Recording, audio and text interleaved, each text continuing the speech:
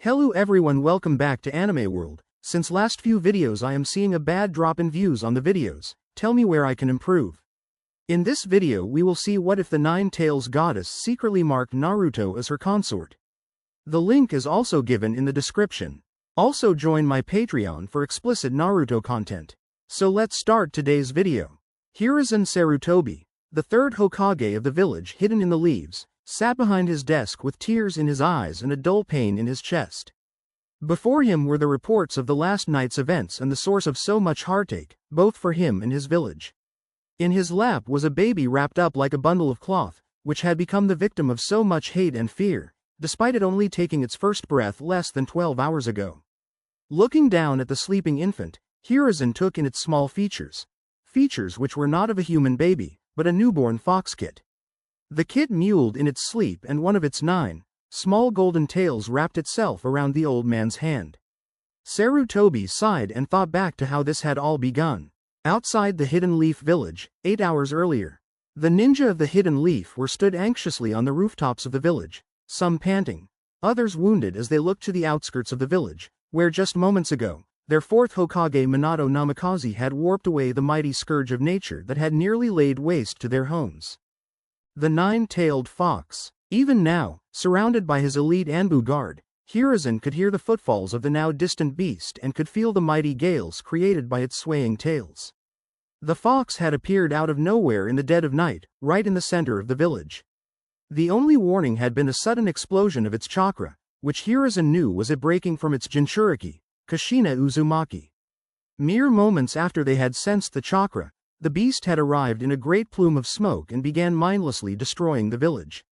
The village had quickly mobilized its forces against the beast while hurrying the civilians and the younger ninja out of danger as quickly as possible. The attack lasted for 2 hours and then, to the shock of all those watching, the fox seemed to shudder, blink, and then turn docile. It ceased its attacks and did nothing but use its tails to protect itself from those ninja that was still attacking it. For a moment before Minato appeared and warped the beast away, it met Hiruzen's eyes and reflected the same feeling the old Hokage had, confusion. "Hokage-sama," came the voice of one of the Anbu, shaking the aging Sarutobi from his thoughts. "Yondaime-sama has driven the fox from the village. What are your orders? 4 of you will come with me to aid Yondaime-sama. The rest of you will begin search and rescue in the most badly hit parts of the village."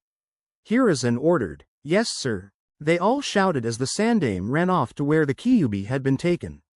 After running through the forest for a couple of miles, Hiruzen and his Anbu stopped and bore witness to a sight that both amazed them and chilled them to the bone.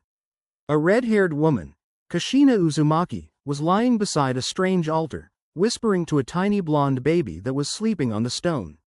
One side of this altar was the nine-tailed fox, sitting quietly and staring down at the mother and baby with sad eyes. On the other side of the altar, opposite the fox, was a familiar blonde in the traditional uniform of a leaf jonin, with the addition of a white coat with red flames at the bottom and the words, "4th Hokage," written on the back. This was Minato Namikaze, and behind him, much to the horror of Hiruzen, was the Shinigami. "Minato, no, you can't be planning to use the Reaper Death Seal," Hiruzen yelled, running toward his young successor. Minato coughed and smiled weakly. "I'm so sorry, Sandaime-sama. This was all I could do. The power of the Nine Tails is too great to be sealed by anything other than an Uzumaki, or the Reaper Death Seal. Kushina is too hurt to cast the seal, so this is the only way. Kurama has already agreed." "Kurama?" Hiruzen frowned. "That would be me, human." The Nine Tails bellowed, its voice deep and menacing, yet also remorseful. "I, Kurama of the Tailed Beasts, have agreed to make amends with the Hidden Leaf village by giving all of my power to the son of the Hokage and my previous Jinchuriki." Hiruzen stood stunned, unable to believe this beast that had recently destroyed so many lives was actually trying to make amends. "So, you are going to turn little Naruto into the next Jinchuriki?" No, Kushina said, using all of her strength to sit up and look at Hiruzen. "Kurama is. He's going to give 100% of his chakra and power to Naruto and then allow his mind and soul to be sealed in Minato, before he." Kushina broke into fresh tears before she could finish her sentence, but Hiruzen knew what she was going to say. "You aren't making a true Jinchuriki," Hiruzen said, stunned, You are creating a human-tailed beast. Hey, Kushina and I used to spend hours talking about how we would make a world where the tailed beasts could live free. Naruto will prove to the world that our dream was not for nothing. He will be the light to guide the ninja world. Please, Hiruzen, you will become Hokage again now, so please, protect our son. Hiruzen restrained his tears and nodded. I will, I swear it on my name and my will of fire. I will protect your son Naruto with my dying breath. Minato smiled and clapped his hands together, finishing the Reaper death seal. There was a loud roar as the Shinigami sealed Kurama's soul into Minato and then placed all its chakra into Naruto. The ghostly creature then absorbed Minato's and Kurama's soul and a blinding light enveloped the area. In an instant the altar, the fox and the death god were all gone, leaving only the bodies of the Namikaze family. Allowing his tears to flow freely while his Anbu moved to secure Minato and Kushina's bodies, Hiruzen, the now active Hokage, approached the baby still curled in his mother's arms. Hiruzen couldn't suppress his gasp as he saw the boy turned into a fox kid with 9 golden tails, each as long as his body and a shining gold fur covering the sleeping kit. That would not be the last shock of the event, however. Hokage-sama, one of his Anbu screamed. Yondaime-sama and Kushina-sama are still alive. Hokage's office. Present time. Following the incident, Hiruzen swore the Anbu to secrecy and had Minato and Kushina moved to a secret medical ward located beneath the Sarutobi compound. The Hokage had taken Minato's Hokage coat and used it as a wrap for young Naruto and then took him to his office. That has been 7 hours ago and the old man had spent the entire time secretly carrying the sleeping Naruto and reading the reports of what had happened, including the one that detailed the Anbu sweep of Kushina's birthing chamber and the deaths of all those guarding it as well as the medics and Hiruzen's wife Bawako.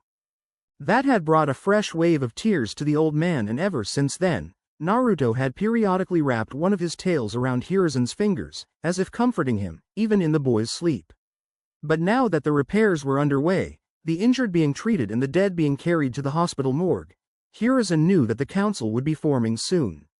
Normally only the Hokage could call a council meeting, but due to the village still being in a state of emergency, anyone on the council could call one, so long as it was related to the emergency.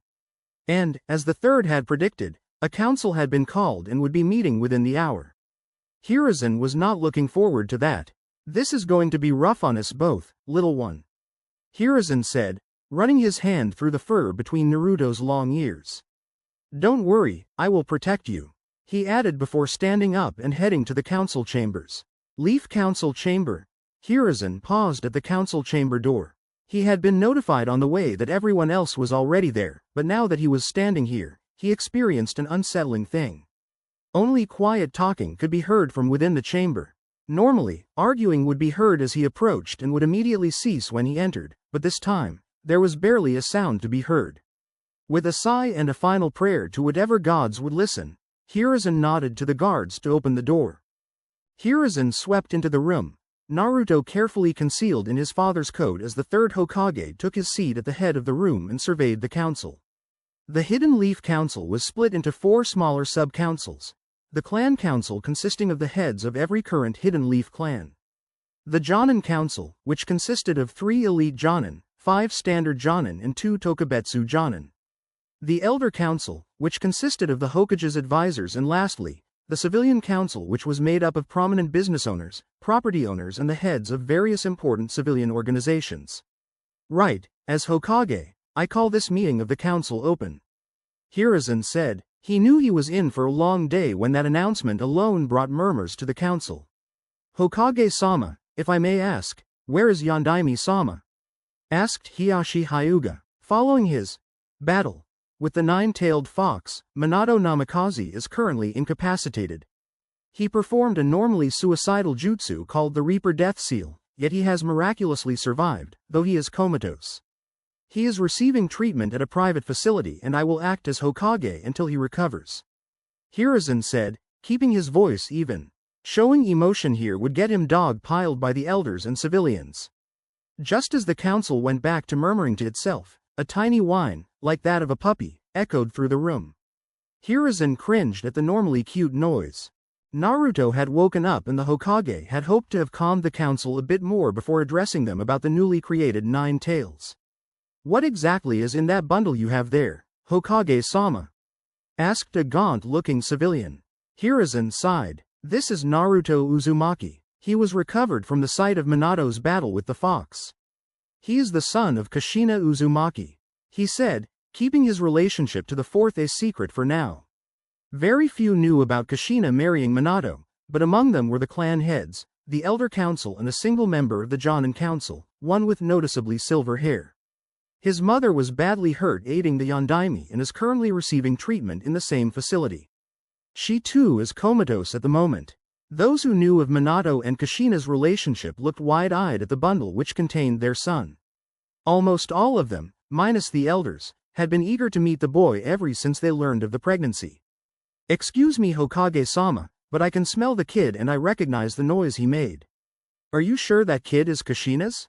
Sume Inuzuka asked skeptically. Sume had been a good friend to Kushina and a member of Team Jiraiya alongside Minato and Hiyashi. The third Hokage sighed. I had hoped to ease everyone into this, but with a nose as sharp as yours Sume, I suppose it was impossible. Yes, this boy, Naruto Uzumaki, is really her son. But due to the battle, well, it would be best if I just showed you. Hiruzen carefully untangled the blanket, revealing that it was Minato's coat, which bothered a few of the civilians, but everyone forgot about that as it was dropped to the floor and Naruto was revealed. His brilliant sapphire eyes, opened for the first time, were peering at the astonished council. Before them, in all his glory, was a tiny, golden-furred fox kid with 9 long tails. No way, it's not human, one civilian yelled. It's the 9 tails. It's possessed the baby. Another screamed. Enough. Hiruzen roared, silencing the mob before more screaming occurred. Naruto yelped and lowered his ears at the shout. This boy is not the 9 tails. He is a 9 tails. Specifically, he is the new 9 tails out of the 9-tailed beasts. Hiruzen stated. He spent the next hour explaining exactly what had happened, leaving out only the details that connected Kushina and Naruto to Minato, as he was not yet willing to reveal to the world that the legendary Yellow Flash had a vulnerable child. Silence fell across the chamber as he finished his explanation. Everyone was processing this information. A moment later, it had sunk in and everyone reacted, but pleasing and infuriating the aging Hokage. Hokage-sama, it is obvious that Yondaime-sama did this so that the beast would be weak enough to kill. We must slay it now, cried the gaunt civilian from before. Are you mad? Roared Shoza Akamichi. If Minato wanted that, why would he seal all the beast's power into the boy? Oh please, it is clear that the noble ninja Kushina sacrificed her own child to allow us to kill the beast. Would you want to spit at her last wish? Came the smug reply of an unusually well-built and quite handsome member of the Jonin Council. Jonin Haruno, you cannot possibly be going along with this insane idea to kill the boy, are you? For goodness sake, you know how sealing works. Hiyashi replied, trying to keep up his polite and regal mask in the face of his building rage. Haruno scoffed. Yes, I do know how sealing works, but Hokage-sama said himself, the boy is not a Jinchuriki. He isn't a human containing a demon, he is a human turned into a demon by the beast's power. The power isn't sealed inside him, I can tell that from here, it is perfectly melded with his chakra system. Look with your Byakugan Hiyashi, you will see it for yourself. Silence. Hiruzen yelled, getting another whimper from Naruto, whom was starting to squirm and whine due to the negative emotions he could feel. You are right, Jonin Haruno, Naruto is not a Jinchuriki, but he is not a demon either. The tailed beasts are sentient chakra constructs. Naruto's soul has replaced that of the 9 tails, so it stands to reason that he must be treated as his own being and not merely a whipping boy for the old fox. Well, then what shall we do with the boy? His mother is comatose, we don't know who the father is, and even if we did we couldn't trust him with the new 9 tails, so what can we do? Homura, one of the elders asked. Danzo cleared his throat. May I suggest allowing me to take the child? I can train him to be a ninja and in the process create a powerful and loyal weapon for the Leaf Village. Think of it. Most villages need to use Jinchuriki to control their beasts, and that can take years if they manage at all. We, on the other hand, have a new tailed beast ripe for molding. Think of it. An immortal and near omnipotent soldier of the Hidden Leaf. We would never be threatened again. Hiruzen and the clan heads scowled, But many of the Jonin saw the wisdom in this, and the civilians simply wanted the boy either dead or under complete control, so they supported the idea. For once, Danzo, I partially agree with you, Hiruzen said, earning the shock of Kakashi and the clan heads. Danzo smirked until the dreaded, but, was voiced. While I agree with your results, I do not agree with your methods.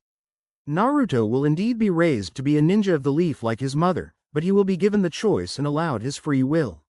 Now all that remains is to decide who takes care of him. No! Shouted one of the Jonin, a fat bearded man with blotchy red skin. The sudden yell was the last straw for little Naruto, whom yowled and wriggled so much that he fell from the Hokage's arms and landed on the floor in front of the Jonin council. My son was killed in the fox attack. I won't let even a tiny part of that beast remain on this earth, he roared. In an instant, the fat Jonin threw a kunai at Naruto and would have skewered the kid if a shuriken thrown by Kakashi hadn't knocked it off course, causing it to clatter to the floor beside Naruto. Hiruzen looked at the Jonin with a face like thunder. Anbu, take this fool to the T&I division. Make sure to let them know that he tried to murder an innocent child.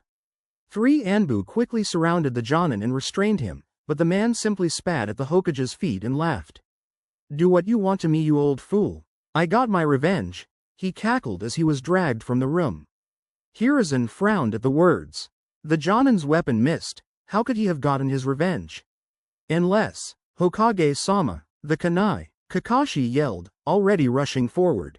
Hiruzen looked to Naruto, whom was looking at the kunai and the strange paper tag wrapped around it. Naruto. Before Kakashi or the Hokage could reach it, the tag exploded and engulfed young Naruto in flames. Chapter 2. The Sage of the Six Paths. Last time on the Nine Tails Incarnate.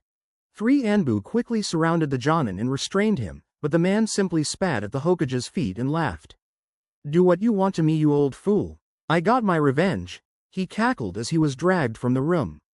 Hiruzen frowned at the words. The Jonin's weapon missed. How could he have gotten his revenge? Unless, Hokage-sama, the kunai, Kakashi yelled, already rushing forward. Hiruzen looked to Naruto, whom was looking at the kunai and the strange paper tag wrapped around it. Naruto. Before Kakashi or the Hokage could reach it, the tag exploded and engulfed young Naruto in flames. The explosion shook the Hokage tower and caused all the ninja in the area to run towards the council chamber. One Chunin threw open the door and caused the smoke of the explosion to billow out. Hokage-sama, what happened? He asked, seeing the form of the third Hokage standing with a look of shock on his face. The Chunin looked to see what has shocked not only the Hokage, but the entire Leaf Council. Lying next to a small crater in the reinforced floor of the chamber was Naruto, the golden-furred nine-tailed kid, looking around at the humans in the room with his little paws holding down his big floppy ears. Surrounding the boy was a thick veil of white chakra, which was flickering like white fire around Naruto. Hiruzen recovered from his shock first and dashed forward to cradle Naruto in his arms. Naruto. Thank goodness you're all right. What on earth happened? Hiruzen asked, mostly to himself. That strange chakra seems to have protected him from the blast. Hiyashi stated, his Byakugan activated. On the other side of the clan council, another man had his dojutsu active. Fugaku, head of the Uchiha, was examining the chakra closely with his Sharingan. That chakra is like nothing I've ever seen. It looks like a bizarre blend of tailed beast chakra and something else. What is that something else? Inoichi Yamanaka asked as he watched Kakashi step toward the Hokage and pet the baby fox in his arms. Fugaku paused before swallowing hard. Believe it or not, it actually feels like the chakra of my clan mixed with that of the Senju. Now that was good for a mini uproar right there.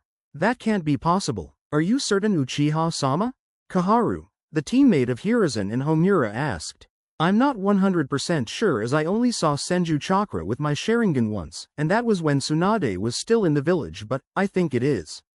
Somehow, this boy is releasing the chakra of not only a tailed beast, but also a mix of the Leaf's 2 founding clans.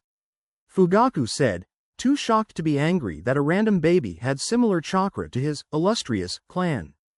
Before anyone else could comment on the strange phenomena, the white chakra began to pour from Naruto like a waterfall and pooled on the floor in front of the Hokage. Once the chakra stopped flowing, it roared up like fire and formed into 2 shapes. The shapes looked solid, like the people in the room, but their outlines seemed to occasionally waver and flicker like flame.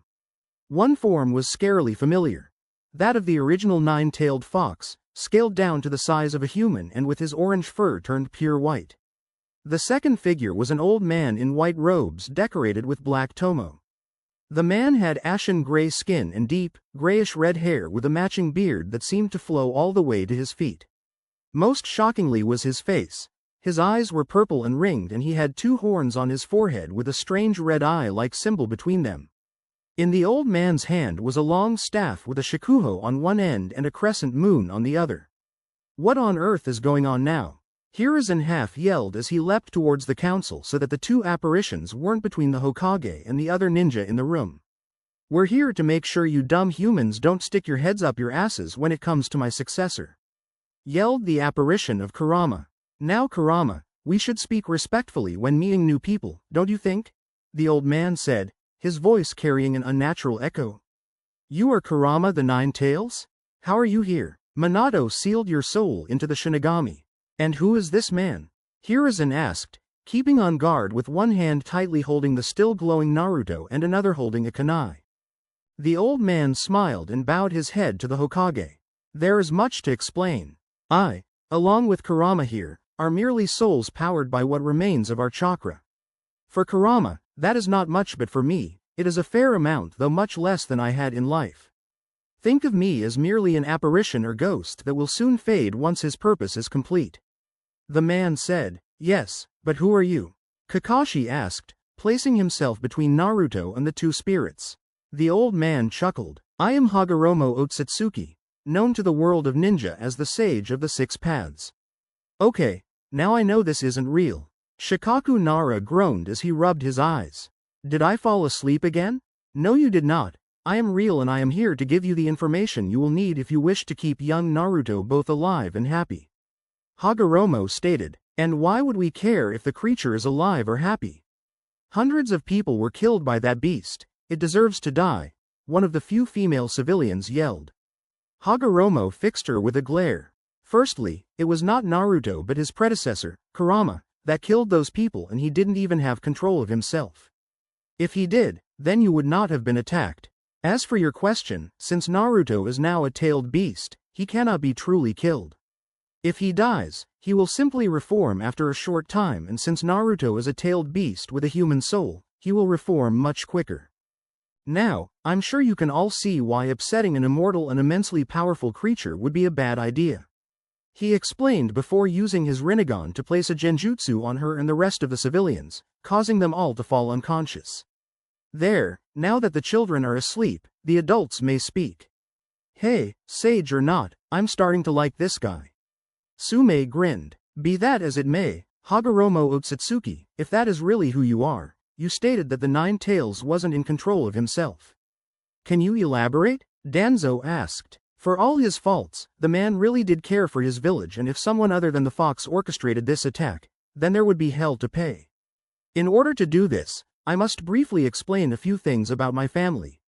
I am one of two brothers born from Kagaya Otsutsuki, the first wielder of chakra. She devoured a chakra fruit from a sacred tree which gave her this power. After my brother, Hamura, and I were born, Mother grew mad, unable to deal with the fact that someone other than her now wielded her precious chakra, as it has passed through her blood to us. She fused herself with the sacred tree and became the 10 Tails. My brother and I were able to defeat her and seal her up, taking the chakra of the 10 Tails and placing it inside me while the husk of her body was sealed into the moon. My brother departed to the moon not long after, but left his children behind. His twin daughters were the originators of the Hyuga and Kagaya clans and each inherited one of my mother's bloodlines, the Byakugan and the Deadbone Pulse. I on the other hand awakened the Sharingan which evolved into my Rinnegan. I had two sons, Indra and Asura, whom founded the Uchiha and Senju clans respectively. The Senju and their offshoot clan, the Uzumaki, inherited my strong body while the Uchiha inherited the Sharingan. Lastly, I used my power to split the 10 Tails chakra into the 9-tailed beasts and released them into the world. The council was in stunned silence, leaving only the sounds of Naruto's mewling. Hiyashi was the first to recover. "So, The Hyuga share a common ancestor with the Uchiha and Senju. And who could have guessed that the barbaric Kagaya clan held the bloodline of the mother of chakra? It certainly puts some things in perspective, but it doesn't answer Danzo's question. What does this story have to do with the Nine Tails attack? Haruno frowned. Hagoromo sighed. You will not like this.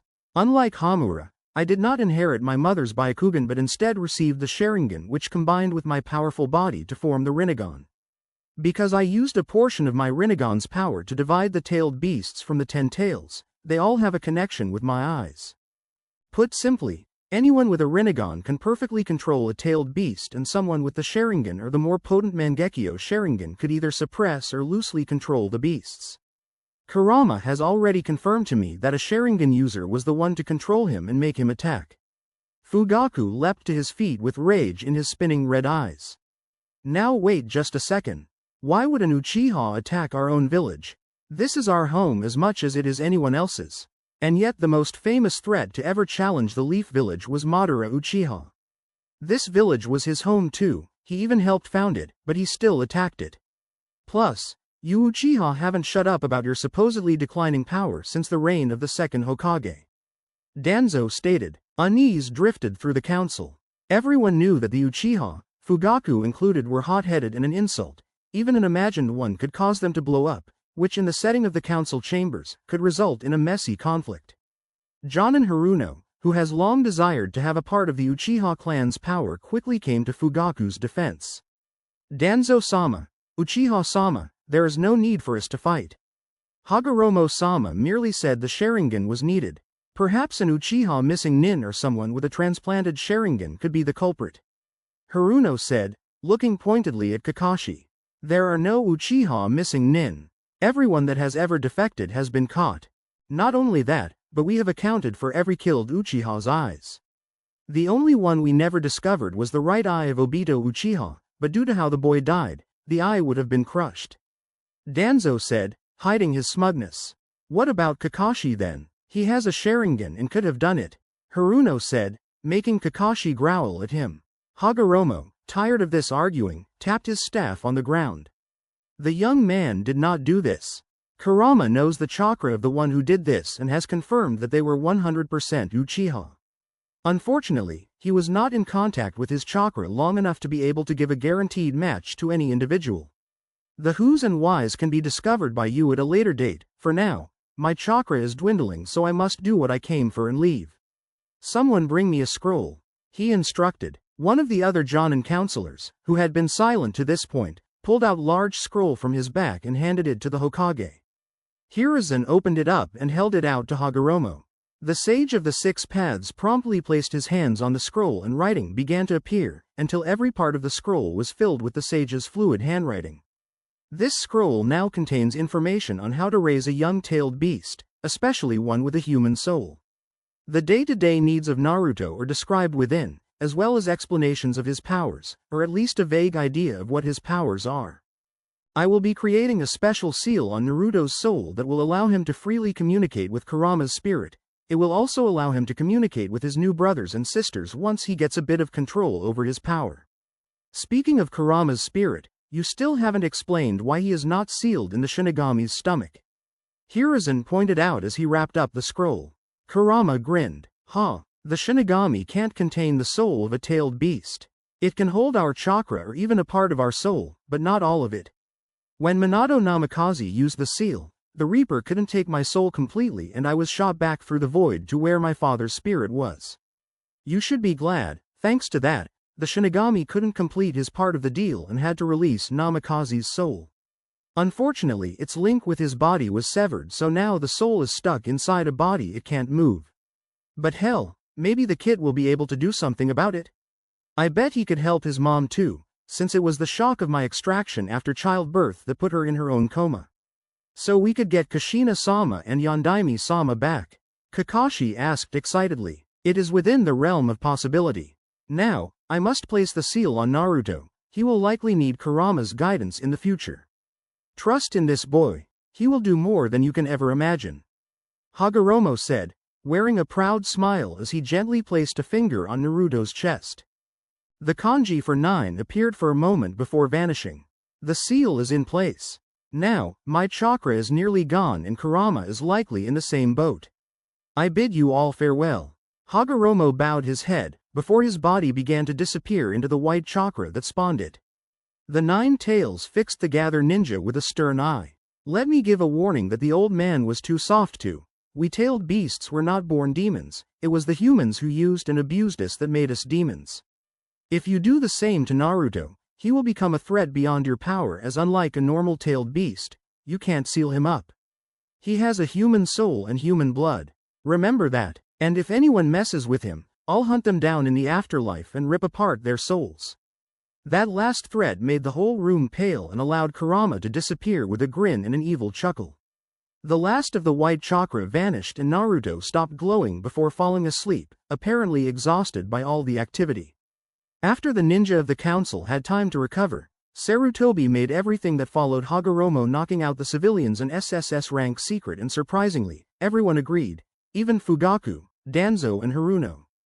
Wanting the meeting to finally be over, Hiruzen released the genjutsu on the civilians, which was actually as weak as could be. A testament either to Hagoromo's limited chakra as a ghost, or his self-restraint.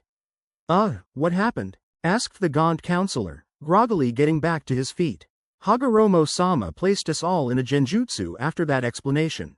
We came to a short time ago, but he was gone. He left only this scroll on how to care for Naruto. Hiruzen lied. Inoichi nodded. Speaking of Naruto, what shall we do with him? We still need someone to raise him? How about Uchiha-sama? One civilian asked. Everyone but Fugaku frowned. No way were they going to give a tailed beast to someone who could so easily control it. Fugaku already has 2 sons, including a newborn only a little older than Naruto. It would be unfair to make him raise a 3rd child, especially one with such delicate circumstances. Hiruzen said, smoothly hiding the real reason from the civilians.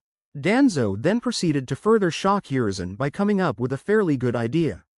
Why not the Hyuga? Hiyashi has no children of his own yet, and the Hyuga's Byakugan can easily detect if the boy's chakra is taking any negative turns. And if he does get out of hand, their gentle fist could subdue the boy with minimal harm to his person. And finally, their own high status would protect the boy from outside threats.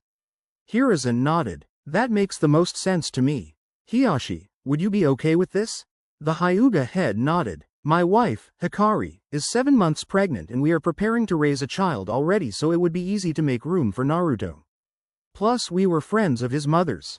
We would happily take him if there are no objections. The council couldn't find any fault with it, and the ignorant civilians, whom had no knowledge of Hiyashi's true, softer nature or his wife's extreme kindness, just assumed that the boy would be strictly controlled and thoroughly punished under the stern Hyuga. And so, after a long day, Hiyashi Hyuga followed by Kakashi Hitaki and Hiruzen Sarutobi returned to the Hyuga estates, where his wife was waiting to welcome another new child into the world. Chapter 3. Tragedies of Youth. Last time on the 9 Tails Incarnate. The Hyuga head nodded. My wife, Hikari, is 7 months pregnant and we are preparing to raise a child already, so it would be easy to make room for Naruto. Plus we were friends of his mother's. We would happily take him if there are no objections. The council couldn't find any fault with it, and the ignorant civilians, whom had no knowledge of Hiyashi's true, softer nature or his wife's extreme kindness, just assumed that the boy would be strictly controlled and thoroughly punished under the stern Hyuga. And so, after a long day, Hiyashi Hyuga followed by Kakashi Hitaki and Hiruzen Sarutobi returned to the Hyuga estates, where his wife was waiting to welcome another new child into the world. 5 years had passed since the fateful night of the 9 Tails attack, and the Hidden Leaf Village had changed a lot. It hadn't been difficult to repair the damage done to the buildings, but the damage done to the people, civilian and ninja alike, had been much more difficult to heal. Within days of Hiyashi and Hikari Hyuga taking in young Naruto as their ward, it has been spilled to everyone in the village exactly who and what the boy was. This, along with the revelation that a Sharingan wielder had caused the incident, had sent much of the Leaf into a sort of social civil war. Many civilians repeated called for Naruto to be killed for the actions of Kurama, as they refused to believe that the Uchiha would ever betray their home. The Uchiha themselves were furious that someone had dared accuse them of the crime, and their hatred had extended to the little fox boy. Only Itachi Uchiha had seen the truth of the matter, and he tried to steer his little brother Sasuke down the right path, much to the chagrin of their father. The last faction against Naruto were much closer to home though, the Hyuga Council of Elders. The elders had at first been enraged that the Hokage would force them to adopt the boy into their illustrious clan, but that had been placated when Hiyashi made it clear that Naruto was their guest and ward, not a clan member. Then, the elders had tried to have the boy placed into the branch family with Hisashi Hyuga and his young son Neji, claiming that it was beneath the main house to care for some random child. Hiyashi had been sure to let them know exactly what he thought about that, and such a tirade of foul language had never been heard from the man before. Of course, not everyone was against Naruto. Hiyashi and the other clan heads, Sans Fugaku, all loved the boy and made sure to raise him well. Their children became fast friends with him, especially little Hinata and young Kiba. The other ninja of the village were also supportive, especially those of Kakashi's generation, and they would frequently protect the boy when he would go out on his own outside the Hyuga compound. To the surprise of many, Danzo became a major supporter of Naruto, citing that if he could not control and mold the boy as he wanted, he could at least make sure Naruto knew that he was a friend and a vital part of maintaining the Leaf's safety. As for Naruto himself, he had proven to be full of surprises. According to Hagoromo's scroll, the boy didn't need to eat, drink or sleep to survive, yet he did all three of those things as often as he could. He had also slowly developed the ability to walk and talk, as well as transform his fox body back to his original human form whenever it suited him. All in all, Naruto was a happy-go-lucky child and had many friends, but it was always in the back of his mind that he was to be a hero, a great person and savior of the Leaf. Danzo and many of the Leaf's ninja and clan heads had instilled this in him from a young age, while Hinata and Hiruzen had kept him humble. It would not be long before Naruto was first called a hero. In fact, it happened when he was only 3 years old. 3 years after Naruto's birth, Naruto happily padded along beside Hinata as she made her way to the main household's dining hall for her birthday celebration. The little fox had been close to Hinata since her birth and had rarely left her side, much to Hinata's happiness. "Hinata-chan, we need to hurry or we won't get food," Naruto said, hopping about in fox form. His human form was the normal size and shape for a 3-year-old boy, but his fox form was around the size of a common garden fox, with the exception of his 9 fluffy tails. "Naruto-kun, they won't run out for a long time and father won't let them start without me." Hinata giggled, walking slowly since she wasn't as sure on her feet as her furry companion was. "Man, I need to find a way to turn you into a fox. Foxes move so much faster than human 3-year-olds. Naruto teased, hopping and leaping about, earning more giggles from Hinata. "I don't think the elders would like that. You cause enough trouble on your own," came a familiar voice. Naruto and Hinata looked up to see Hiyashi standing outside the door to the dining hall, wearing a bemused smile on his face. "Come now you two, we have cake and sweets of all kinds, and if you don't hurry, your mother may eat them all herself." Naruto and Hinata giggled and ran to Hiyashi so they could enjoy their meal. It wasn't as extravagant as one would normally expect of a Hyuga dinner party, but that was merely because not as many people were there. The Hidden Cloud village had sent a delegation to the Leaf to sign a peace treaty, and pretty much the whole village was watching the parade that was happening on Main Street.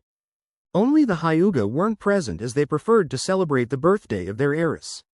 The little party went very well. Naruto stuffed his face by using his 9 tails like extra hands to grab food, while Hinata and her parents laughed. When it was time for presents, Hinata carefully opened each one and graciously thanked the one that had given it to her. From her parents, she had received a beautiful new kimono that was styled in a similar fashion to her mother's formal kimonos. From Neji and her uncle, she received a new training uniform, as she would soon begin formal training in the gentle fist style. And lastly, from Naruto, she got a special photo album to display the flowers she pressed along with a set of gardening tools made just for kids. All in all, it had been a successful party, and by the end, the children were asleep on their feet. We should be putting them to bed. They'll have a busy day visiting with the other clans tomorrow." Hikari smiled, her long, dark blue hair brushed neatly behind her ear. "Yes, I think you were right," Hiyashi replied, watching as Hinata clung to Naruto's fur to keep herself standing.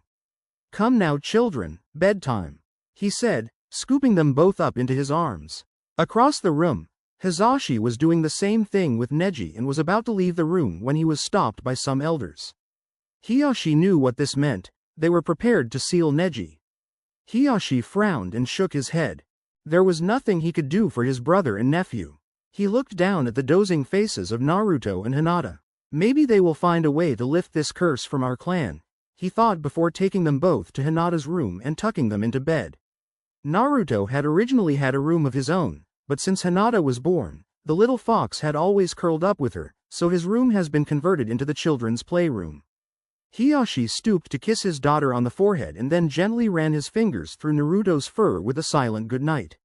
It would be several hours later, not long after midnight, that things would go south. With the entire compound fast asleep minus a few tired guards, it was simple for a prepared ninja to stealthily slip into the compound, his entire form covered by black garb to further help him meld into the shadows.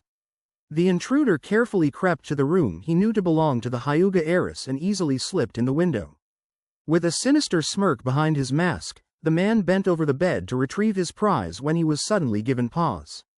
Staring up at him from beside the Hyuga heiress were a pair of brilliant blue eyes. A toy fox? The man thought. He got his answer when Naruto leapt at him, claws extended and tails flailing wildly as he cried, growled and yelped as loud as he could while attacking the man. The intruder did his best to shut the fox up and was finally able to punch the fox boy off of his face, though he received a long gash to his face courtesy of Naruto's claws. With his mask in tatters from the assault, Naruto looked at the man and saw the glisten of a headband. Knowing that this man was an enemy ninja, Naruto called upon his chakra, making his tails extend and wrap around the shinobi, leaving him immobile. Seconds later, Hiyashi and a small army of Hyuga guards stormed into the room and witnessed what had happened.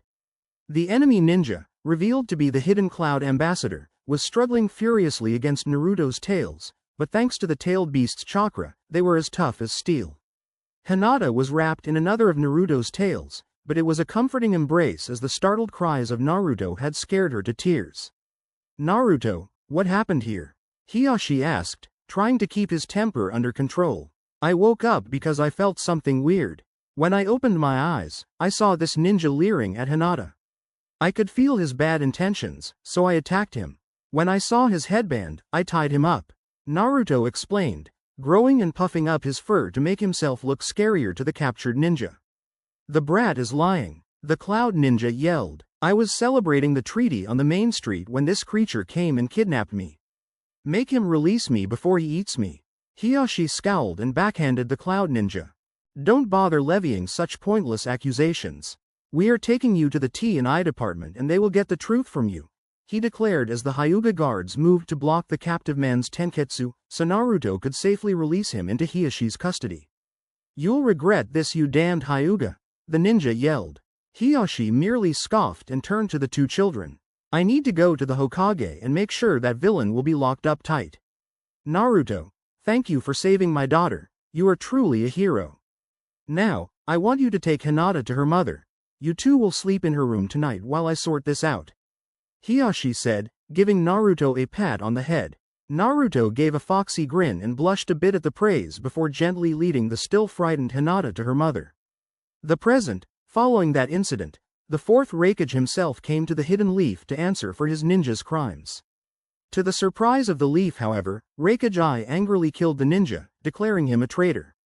Apparently the Cloud Ninja had been acting at the behest of a small, secret collection of Cloud Council members, who were carrying on the bloodline-obsessed ways of Ai's father. In order to keep Naruto a secret from the Cloud, Hiruzen and the Leaf Council presented Hiyashi as the one who captured the rogue ninja, and Ai thanked the man for sparing his life. Even though Hiyashi would have killed the man in an instant were it not for Naruto. So that a political backlash could be avoided. Finally, the Raikage reaffirmed the terms of the treaty and gave a small monetary gift to the Hyuga as an apology before leaving. As soon as the Raikage had gone, Hiruzen announced to the village that it was Naruto who had saved Hinata and captured the enemy ninja, which earned him much praise from the Leaf Ninja and bitter scoffs from the civilians. To reward Naruto, he was given the payment for a solo S-rank mission and had the mission placed on his official shinobi record. At 3 years old, Naruto had already completed an S-rank. That wasn't the only reward he got, of course, but it would be quite a while before he realized the effect his gallant rescue had on the young Hyuga heiress. Naruto! Hikari shouted, as she slowly waddled around the Hyuga compound with Hinata in tow. Hikari was heavily pregnant with her second child, and the now 5-year-old Hinata was looking forward to meeting her new sibling. A blond boy with shining blue eyes and whisker marks on his cheeks popped out from the ceiling, landing in front of Hikari. "You called Auntie Hikari?" Naruto grinned, his 9 tails swaying behind him. Even in his human form, Naruto commonly kept the ears and tails of his fox form, as it required a lot more chakra to hide the tails, and Hinata loved his ears. Hikari nodded. "We are going to the hospital," she instructed. "Oh, is the baby ready?" Naruto asked, gently putting a hand on the bump on Hikari's stomach. "I'm afraid not," the Hyuga matriarch said sadly. "We are going to visit Makoto Uchiha and her sons, to pay our respects." Instantly, Naruto and Hinata stiffened. They knew that meant someone had died. They had experienced it when one of the Hyuga elders died, and it had been a sad affair that neither wanted to experience. Still, Naruto obediently fell into line with Hinata and followed Hikari as she slowly made her way to the hospital, maintaining his human form so as not to cause unnecessary hysteria among the civilians, especially since his fox form had grown to the size of German Shepherd. When they arrived at the hospital, the medic Nin at the front desk led them to the room where the Uchihas were being kept. Outside the door to the room was the third Hokage, Danzo Shimura, and the other clan heads. "Hokage-sama, I'm here to pay respects to Makoto and her boys," Hikari said, bowing her head a bit. "Ah, Hikari, it was good of you to come, especially in your condition," Hiruzen replied. "It was the least I could do. Makoto and I were on the same genin team as children." "Please, Hokage-sama, tell me what happened," Hikari asked. The Hokage nodded and directed everyone into an empty room next to the Uchiha's room. He and Danzo then quickly put up privacy seals. "What I am about to tell you must not leave this room. Only the Elder Council, the Clan Council, and Hikari Hyuga are to know about this."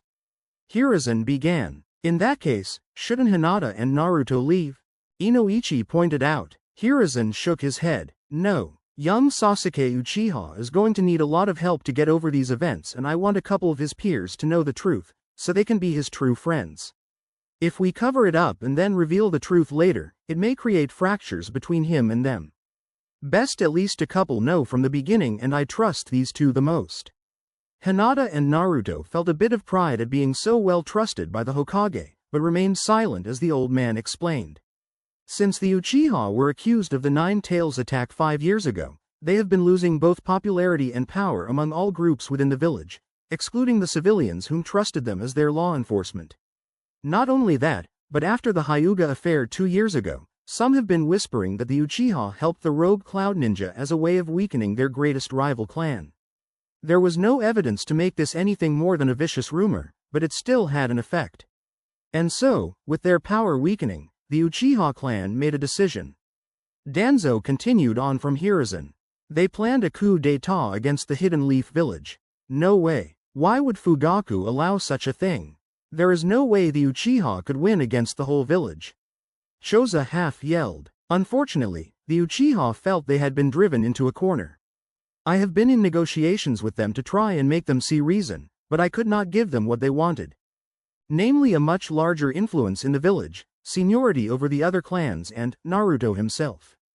Hiruzen frowned. "They wanted me," Naruto shouted. "Yes. They felt that as the new Nine Tails, you were responsible for the actions of the old one and by extension, the beginning of their steadily decreasing power. They wanted you as a weapon to rebuild their power," Danzo answered, patting the boy's head with his good arm.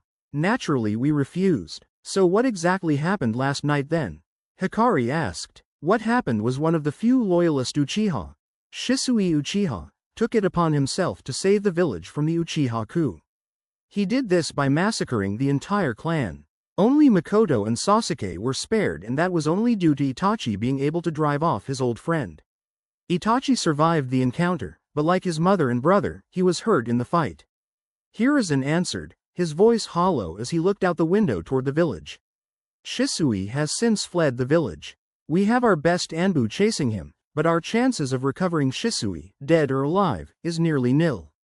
Everyone stared silently at the floor. Hinata cried quietly, feeling sorrow at such a great loss of life while Naruto comforted her.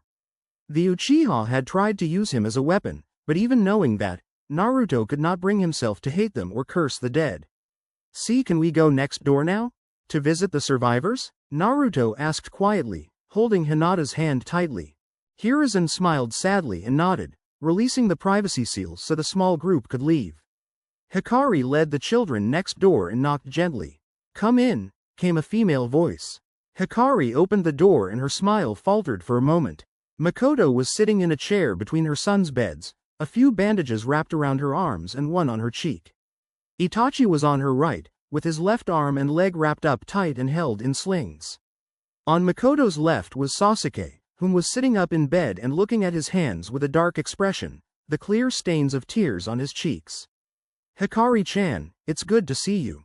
Thank you for coming all this way," Makoto said, smiling weakly.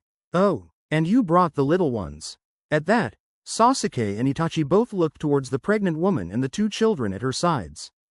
"Hi guys," Naruto said, trying his best to be cheerful in an attempt to cheer the Uchihas up. "It is good to see you, Naruto-kun. Have you been taking care of yourself?" Itachi asked, struggling to sit up. "I'm okay. Hinata and I have been working hard in our training, so we'll be ready for the academy in a couple of years. How about you? Are you holding up okay?" Naruto asked. Sasuke bristled. "Our entire family has just been murdered by a traitor. How do you think we're holding up?" "Sasuke, it's not Naruto's fault. He's just trying to be considerate," Makoto gently scolded. "Mother is right, little brother. You should apologize," Itachi added, a bit more firmly than his mother. The younger Uchiha scoffed. "If he wants to be considerate, he should offer to use his tailed beast power to help us get revenge." Naruto frowned. "Old man Hokage told me I must never use my powers for revenge. I don't want to be a monster." "You already are a monster. You might as well be useful," Sasuke yelled. Naruto recoiled a bit and subconsciously wrapped his tails around himself. Hinata scowled. "Hey, don't call him that. I'm sorry you had such a horrible thing happen to your family, but that doesn't give you the right to take it out on my Naruto-kun." Hinata shouted. "Why your Naruto-kun?" Naruto asked, blushing madly. Hinata instantly went beet red and backed up. What I meant was, eep." Hinata promptly fainted, being caught by one of Naruto's tails. Makoto and Hikari were distracted enough giggling at the two children that they didn't notice the glare Sasuke was giving Naruto, or the sad look that Itachi had for his brother. "Please, Naruto-kun, I hope you have a better chance of helping Sasuke than I do," Itachi thought sadly. Chapter 4. The First Day. Last time on the Nine Tails Incarnate. Makoto and Hikari were distracted enough giggling at the two children that they didn't notice the glare Sasuke was giving Naruto, or the sad look that Itachi had for his brother. "Please, Naruto-kun, I hope you have a better chance of helping Sasuke than I do," Itachi thought sadly. Only time would tell, however, as after the Uchiha were discharged from the hospital, they were moved into a wealthy apartment and Itachi was made the new Uchiha clan head. The civilians promptly spoiled Sasuke rotten, much to the distaste of his mother and brother. 2 more years passed, and it was finally time for the new generation to start the academy. Iruka Amino, a chunin of the Hidden Leaf, stood at the front of his new class of students, a collection of 30 kids that he would be responsible for training for the next 5 years. Almost all the clan children were in his class, with only the Sarutobi clan's Konohamaru and the Hyuga clan's Hanabi not being present due to being too young. In addition, there were a few other prominent students, namely Sai, an orphan that Danzo had taken as an apprentice, Sakura Haruno, the niece of Jonin counselor Kazuki Haruno, and lastly, either the village hero, or the village pariah depending on who you asked, Naruto Uzumaki. The 7-year-old blonde boy was currently in his 100% human form, without ears or tail so as not to draw attention to him until he was ready. Iruka was conflicted over the boy. On the one hand, his parents had been killed in the previous Nine Tails attack. On the other hand, Naruto himself was innocent and had gained a reputation as a lovable prankster with a heart of gold. Even knowing this, Iruka had been unsure of how to deal with the boy until a couple of civilian councilmen came to the academy and paid the teachers to make sure the boy failed, so he wouldn't grow stronger and endanger the village. That had set off Iruka's pride as a teacher and he promptly refused before threatening and accusing the rest of the teachers to refuse as well. Whether he intended it or not, Iruka had firmly planted himself in the pro-Naruto camp of the village. Still, as Iruka looked at the mostly happy and chattering faces of the students, he felt at ease. All right everybody, it's time to get class underway. My name is Iruka Amino and I will be your sensei for the next 5 years. Now, I would like everyone to give introductions. You don't need to tell us more than your name, but feel free to add details if you want. We will start with the front row. One by one, the civilian children and the children of less prominent ninjas stood and introduced themselves with the odd one or two adding in their likes, hobbies and dreams. By the time it got to the final 10 students, only the prominent clan kids remained. A pale-skinned, dark-haired boy in plain black clothes stood up and bowed his head. My name is Sai. Hello, he said in a monotone before sitting down. Next to Sai, Sasuke stood up.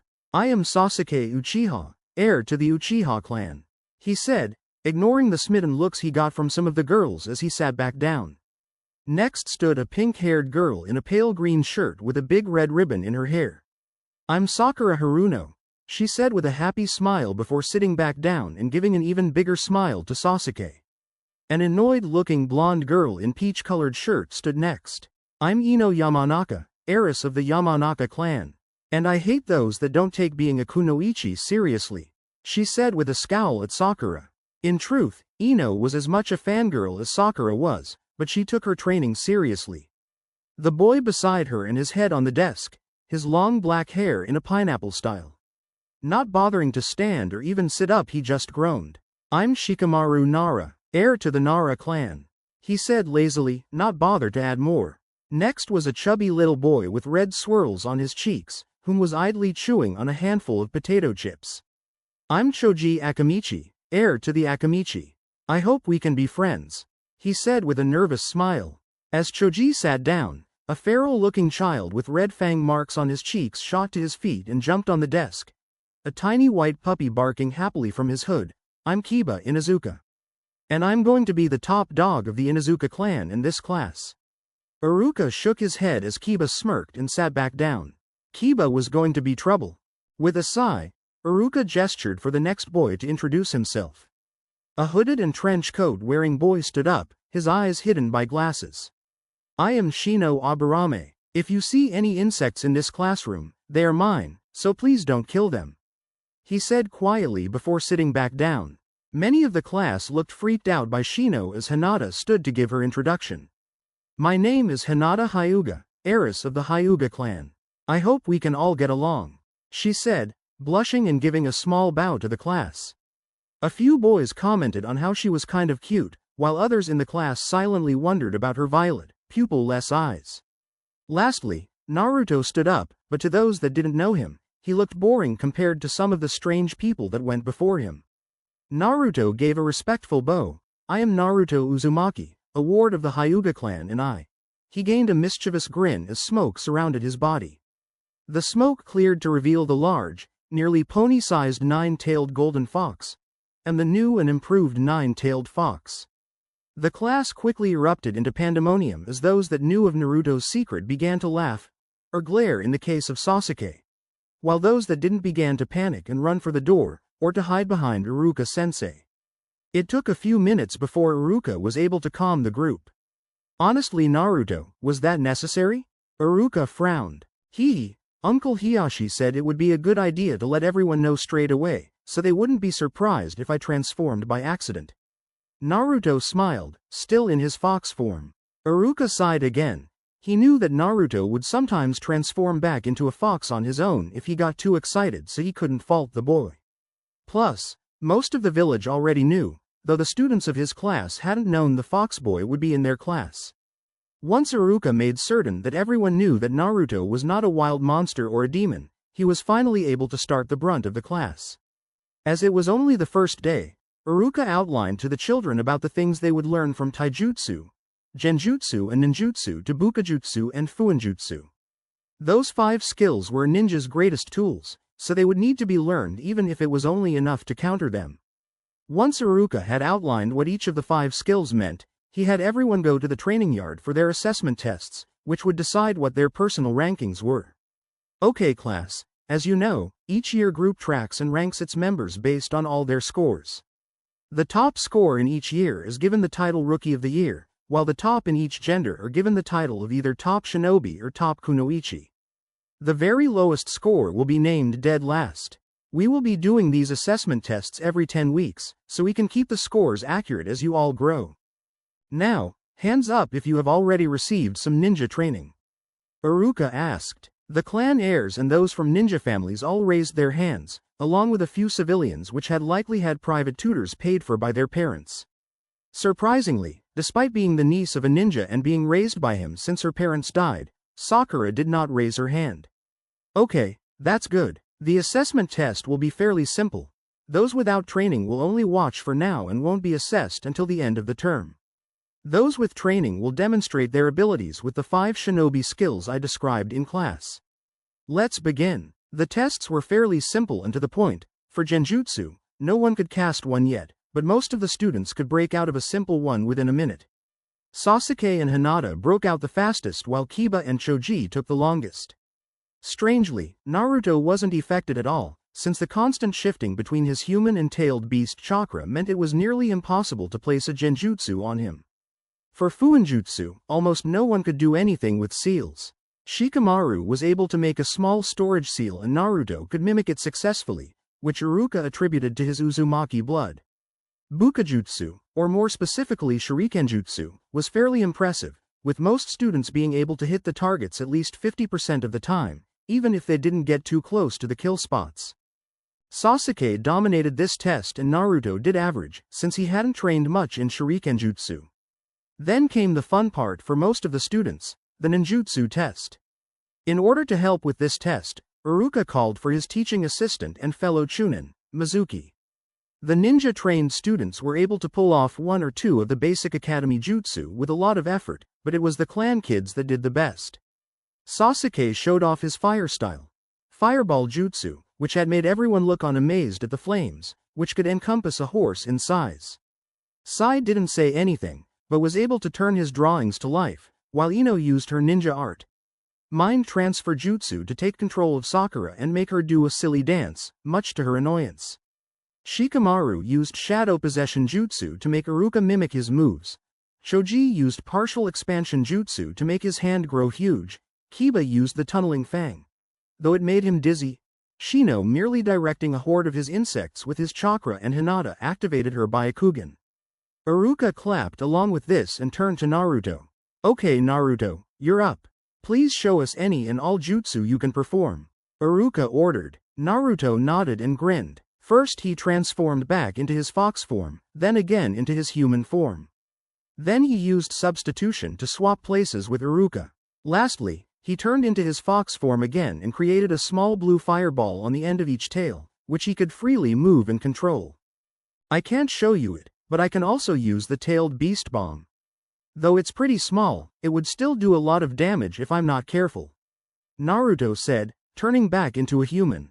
His sensei smiled. I'm glad you chose to show restraint. However, even without that bomb of yours, you would still be the top-ranked student in ninjutsu with the most successful jutsus cast. Well done. Now, everybody get ready for the taijutsu test. We will be doing a boys' tournament and a girls' tournament, but remember that in later years, you will be expected to fight ninja of the opposite gender. All the students gave a call of, "Yes, sensei," before moving to the ring where the fights would take place. The girls' tournament would go first, since there were only 4 girls in the class with ninja training.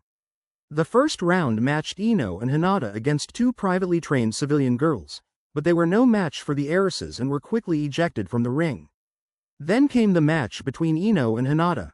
The 2 girls had been friends since they were little, due to their mutual rank of heiress and were quite close, despite Hinata being shy and reserved while Ino was loud and liked to be the center of attention.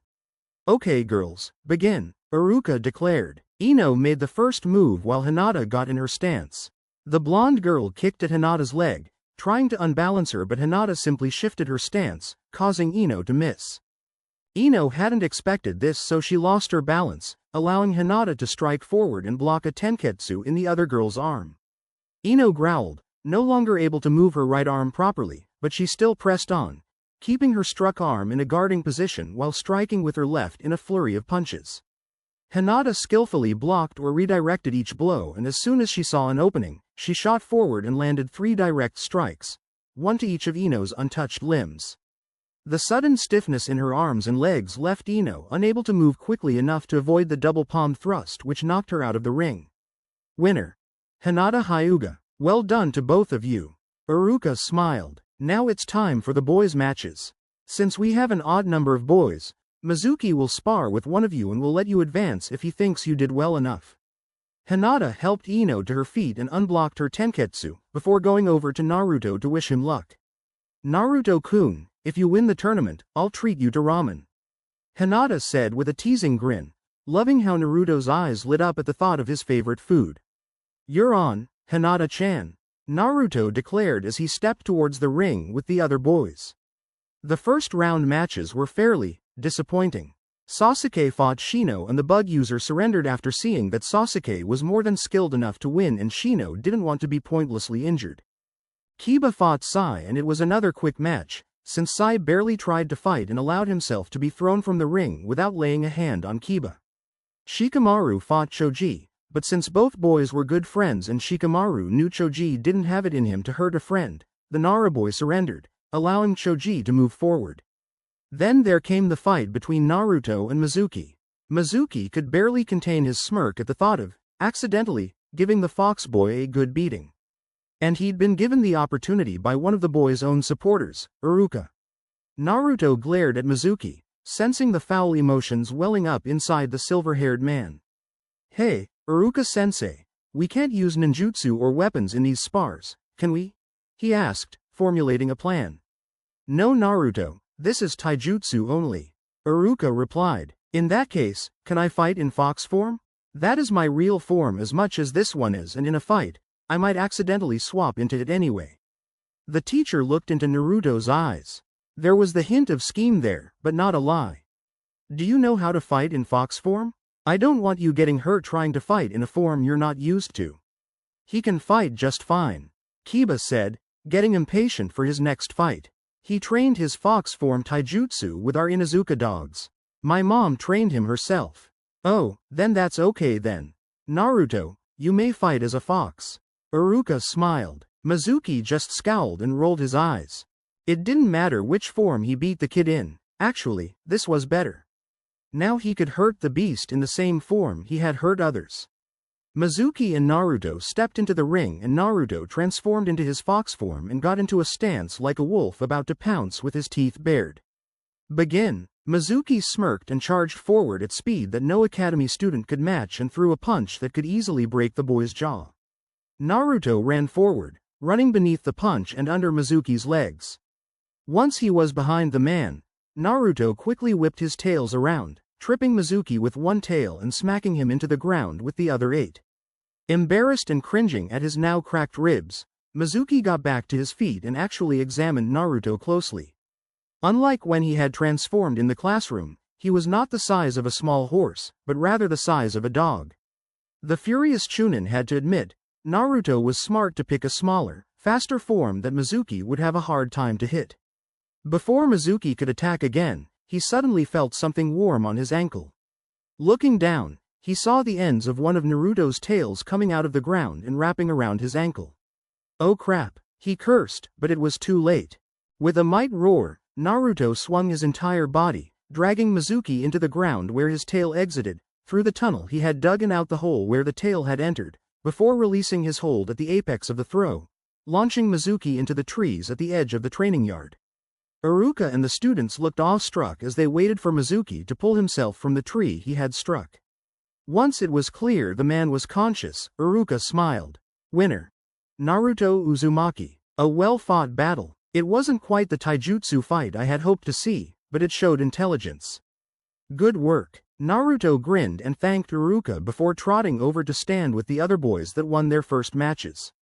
The second round of fights began with Sasuke vs Choji, but it ended almost as quickly as the previous fights, as Choji was no match for Sasuke, whom seemed even angrier after watching Naruto defeat a Chunin, even if he used a trick to do it. The next fight and the one to decide who would fight Sasuke in the final round was Naruto vs Kiba. It was a longer battle than the last one, but not by much. Kiba and Naruto had sparred plenty of times during their training with Sume, but Kiba could never beat Naruto in fox form as the boy's close resemblance to his family's dogs made Kiba reluctant to fully attack Naruto. Unfortunately for Kiba, his mother hadn't trained that out of him by the time he started the academy, so the battle was quick, with Naruto grabbing a sloppy punch in his jaws and then pulling Kiba to the ground where a swift blow from his hind legs sent the Inuzuka skidding out of the ring. Now it was time for the battle between Naruto and Sasuke. Ever since the massacre 2 years before, Sasuke had been cold, ruthless and at times, arrogant. If he saw a powerful technique, he would demand he be taught it, and if the person refused, he would shout at them and claim they just hated him for being an Uchiha, since the red-eyed copycats had not been popular among the ninja of the village. Sasuke treated Naruto especially badly, as he blamed the boy for his family's declined power and the resulting failed coup that had killed them. Only Itachi's constant warnings served to stop Sasuke from seeing Naruto as another target for revenge. Iruka and the class could feel the animosity as the two boys entered the ring, with Naruto even turning back to a human to settle things man to man with the emotionally unstable Uchiha. Taking a deep breath and hoping for the best, Iruka brought his hand down. Chapter 5. Rivalry resolved. Last time on the Nine Tails Incarnate, Sasuke treated Naruto especially badly, as he blamed the boy for his family's declined power and the resulting failed coup that had killed them. Only Itachi's constant warnings served to stop Sasuke from seeing Naruto as another target for revenge. Iruka and the class could feel the animosity as the two boys entered the ring, with Naruto even turning back to a human to settle things man to man with the emotionally unstable Uchiha. Taking a deep breath and hoping for the best, Iruka brought his hand down. Begin. The moment Iruka's words entered the boys' ears, they both dashed forward, slamming their fists into each other. Sasuke was hit in the chest while Naruto took the blow to the face and was knocked off balance. Sasuke recovered first and promptly delivered a roundhouse kick to Naruto, sending him tumbling to the ground. Seeing his chance to end the fight, Sasuke immediately went to kick Naruto out of the ring, but his foot was easily slapped away. Naruto leapt to his feet and flipped over Sasuke, leaving a few scratches on the dark-haired boy's shoulders, courtesy of Naruto's clawed fingers. Both boys were now stood where the other had been when the fight started and both were wounded. Naruto's lip was split from the first punch while Sasuke was tightly gripping the gently bleeding wound on his shoulder. Damn it, should have known a monster would have claws. Sasuke spat angrily. Naruto growled and entered a strange stance that looked like a mix of Hinata's gentle fist and Kiba's Inuzuka style. This is my fox paw style, which I created by adapting the Hyuga and Inuzuka style. Sasuke looked momentarily impressed before dropping into his interceptor style. Well, let's see if it's any match for my style, he said, making the first move. The two boys exchanged a rapid flurry of blows, with neither gaining a clear lead. The fox paw style used Naruto's palms to deliver light blows that injected a small amount of his chakra into the foe, similarly to the gentle fist, but unlike that style, the fox paw style didn't close tenketsu, but rather disrupted the target's chakra.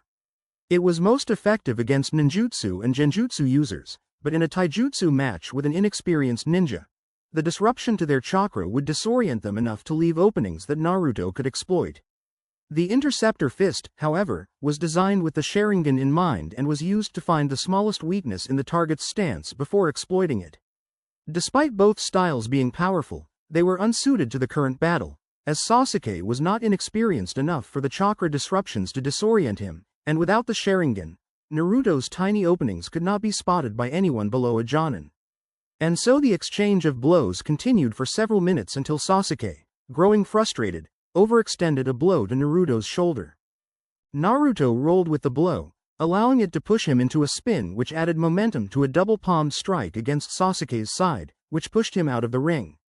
The clan children cheered while the civilians looked on in shock, with Sakura loudly complaining that Naruto's claws must be a jutsu. The winner is Naruto Uzumaki. For those arguing about his claws, like his fox form, those claws are a natural part of his body. To ban him from using them would be like banning you from using your fingers. Now boys, form the seal of reconciliation, Iruka instructed, smiling at Naruto. Naruto nodded and walked over to Sasuke, whom was still stood awestruck where he had been pushed. The blonde boy offered his fingers to form the seal, but Sasuke had other idea. Rapidly forming hand signs, Sasuke leapt back and roared, "Fire style, fireball jutsu." The fireball burst from Sasuke's mouth and engulfed Naruto. Sasuke frowned as he remembered the look Naruto gave him. It was not a look of surprise or anger but disappointment.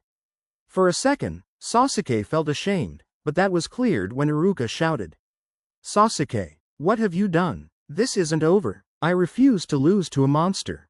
Sasuke roared. Just then, the fireball was knocked skyward, revealing Naruto in dog-sized fox form, the look of disappointment still in his eyes.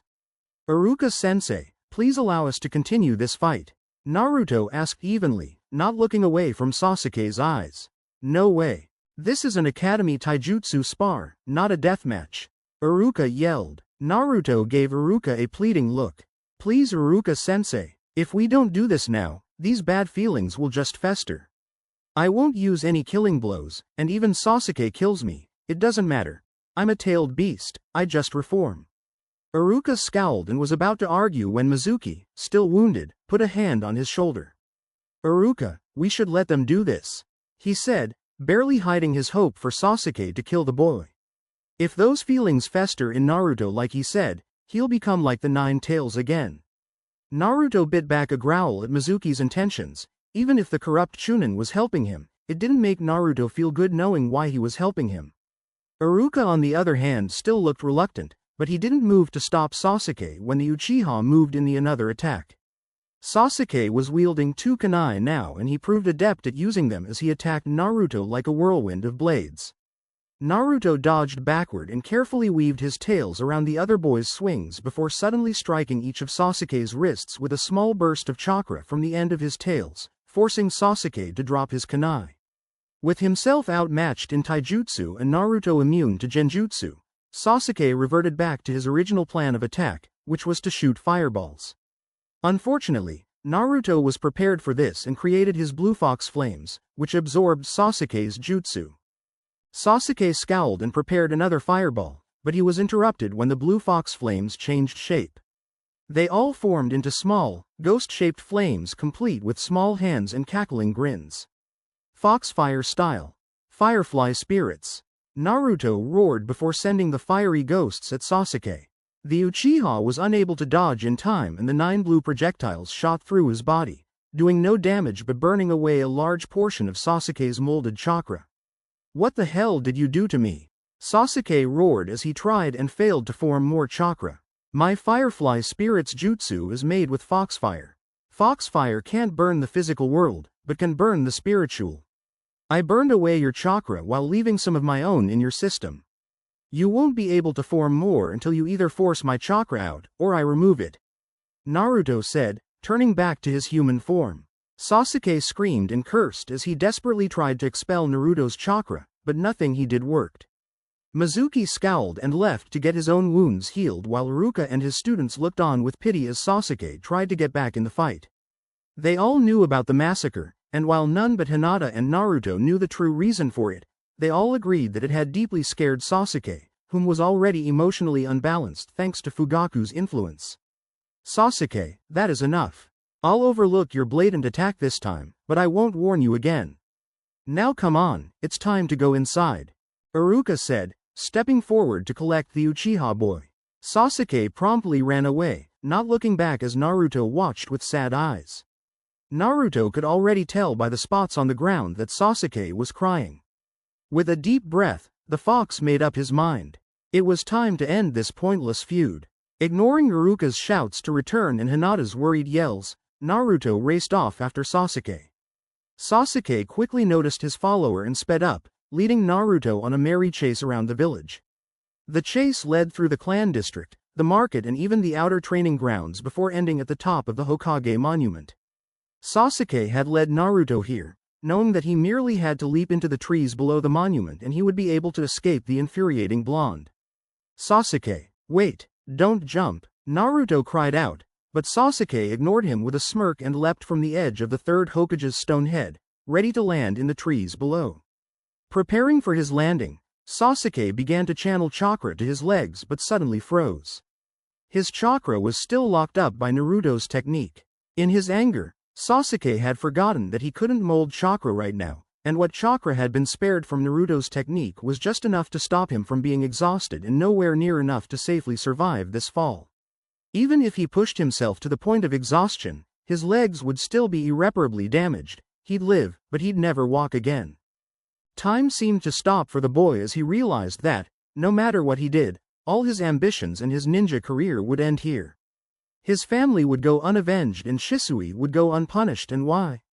Because Sasuke had gotten upset during a spar on his first day at the academy.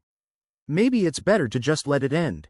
It's not like I'd ever surpass Itachi anyway. I couldn't even beat Naruto. Sasuke thought as he closed his eyes and waited to embrace oblivion. Sasuke suddenly felt an incredible warmth and the feeling of falling ended. For a moment, he thought it was over, that he had died, but that thought was washed away when he heard a crash and a yelp of pain.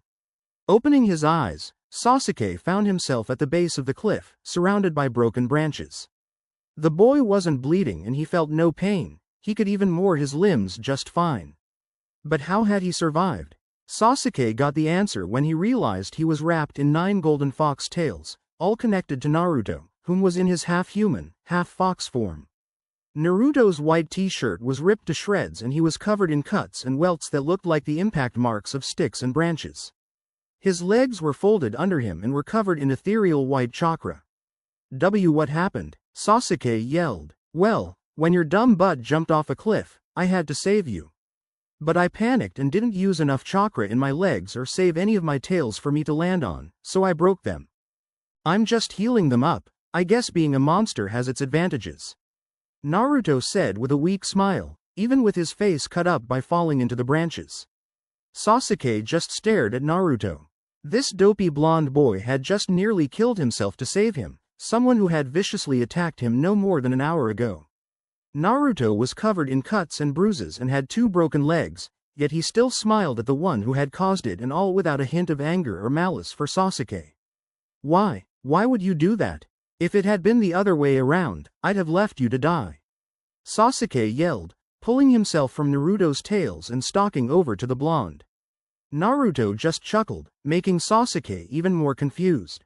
What's so funny? He demanded, grabbing Naruto by the collar. Sorry, but those are some stupid questions. Of course I saved you. You're a comrade of the Hidden Leaf. Besides, even if I got hurt, I'd heal, and if I died, I'd just reform later, so why does it matter? Naruto asked. You idiot, Sasuke yelled, shaking Naruto. Even if you reform, do you think life is that easy to just sacrifice? Do you think you're some kind of hero? Newsflash, idiot, there's no point saving someone who hates you. At that, Naruto's face became a picture of rage before punching Sasuke hard in the cheek. Sasuke recoiled but was caught by Naruto, whose legs had already healed. Stop being such an idiot. Do you really think it's easy to sacrifice my life? I may heal and I may reform from death, but I still feel pain. And let me tell you, that damn fall hurt like hell. Then why did it? Sasuke roared back. Because I am a ninja of the Hidden Leaf. Naruto declared. I may not have a headband yet, but I take this seriously. Being a ninja means being willing to die for the mission, for your village and for your comrades, even if your village and comrades hate you. A flash of pain appeared in the blonde's eyes. Ninja must always be willing to lay down their lives, even if they don't come back after like I do. But since I do come back and since I do heal, I can be the village's shield. I can make the sacrifice so my comrades don't have to die, so their loved ones don't feel the pain of their loss. I will bear all their pain, that is my ninja way. And let me tell you this, Sasuke, while I didn't like the Uchiha and I don't like you, I would have given my life with a smile if it meant saving even a single one of the innocents killed in that thrice-damned massacre.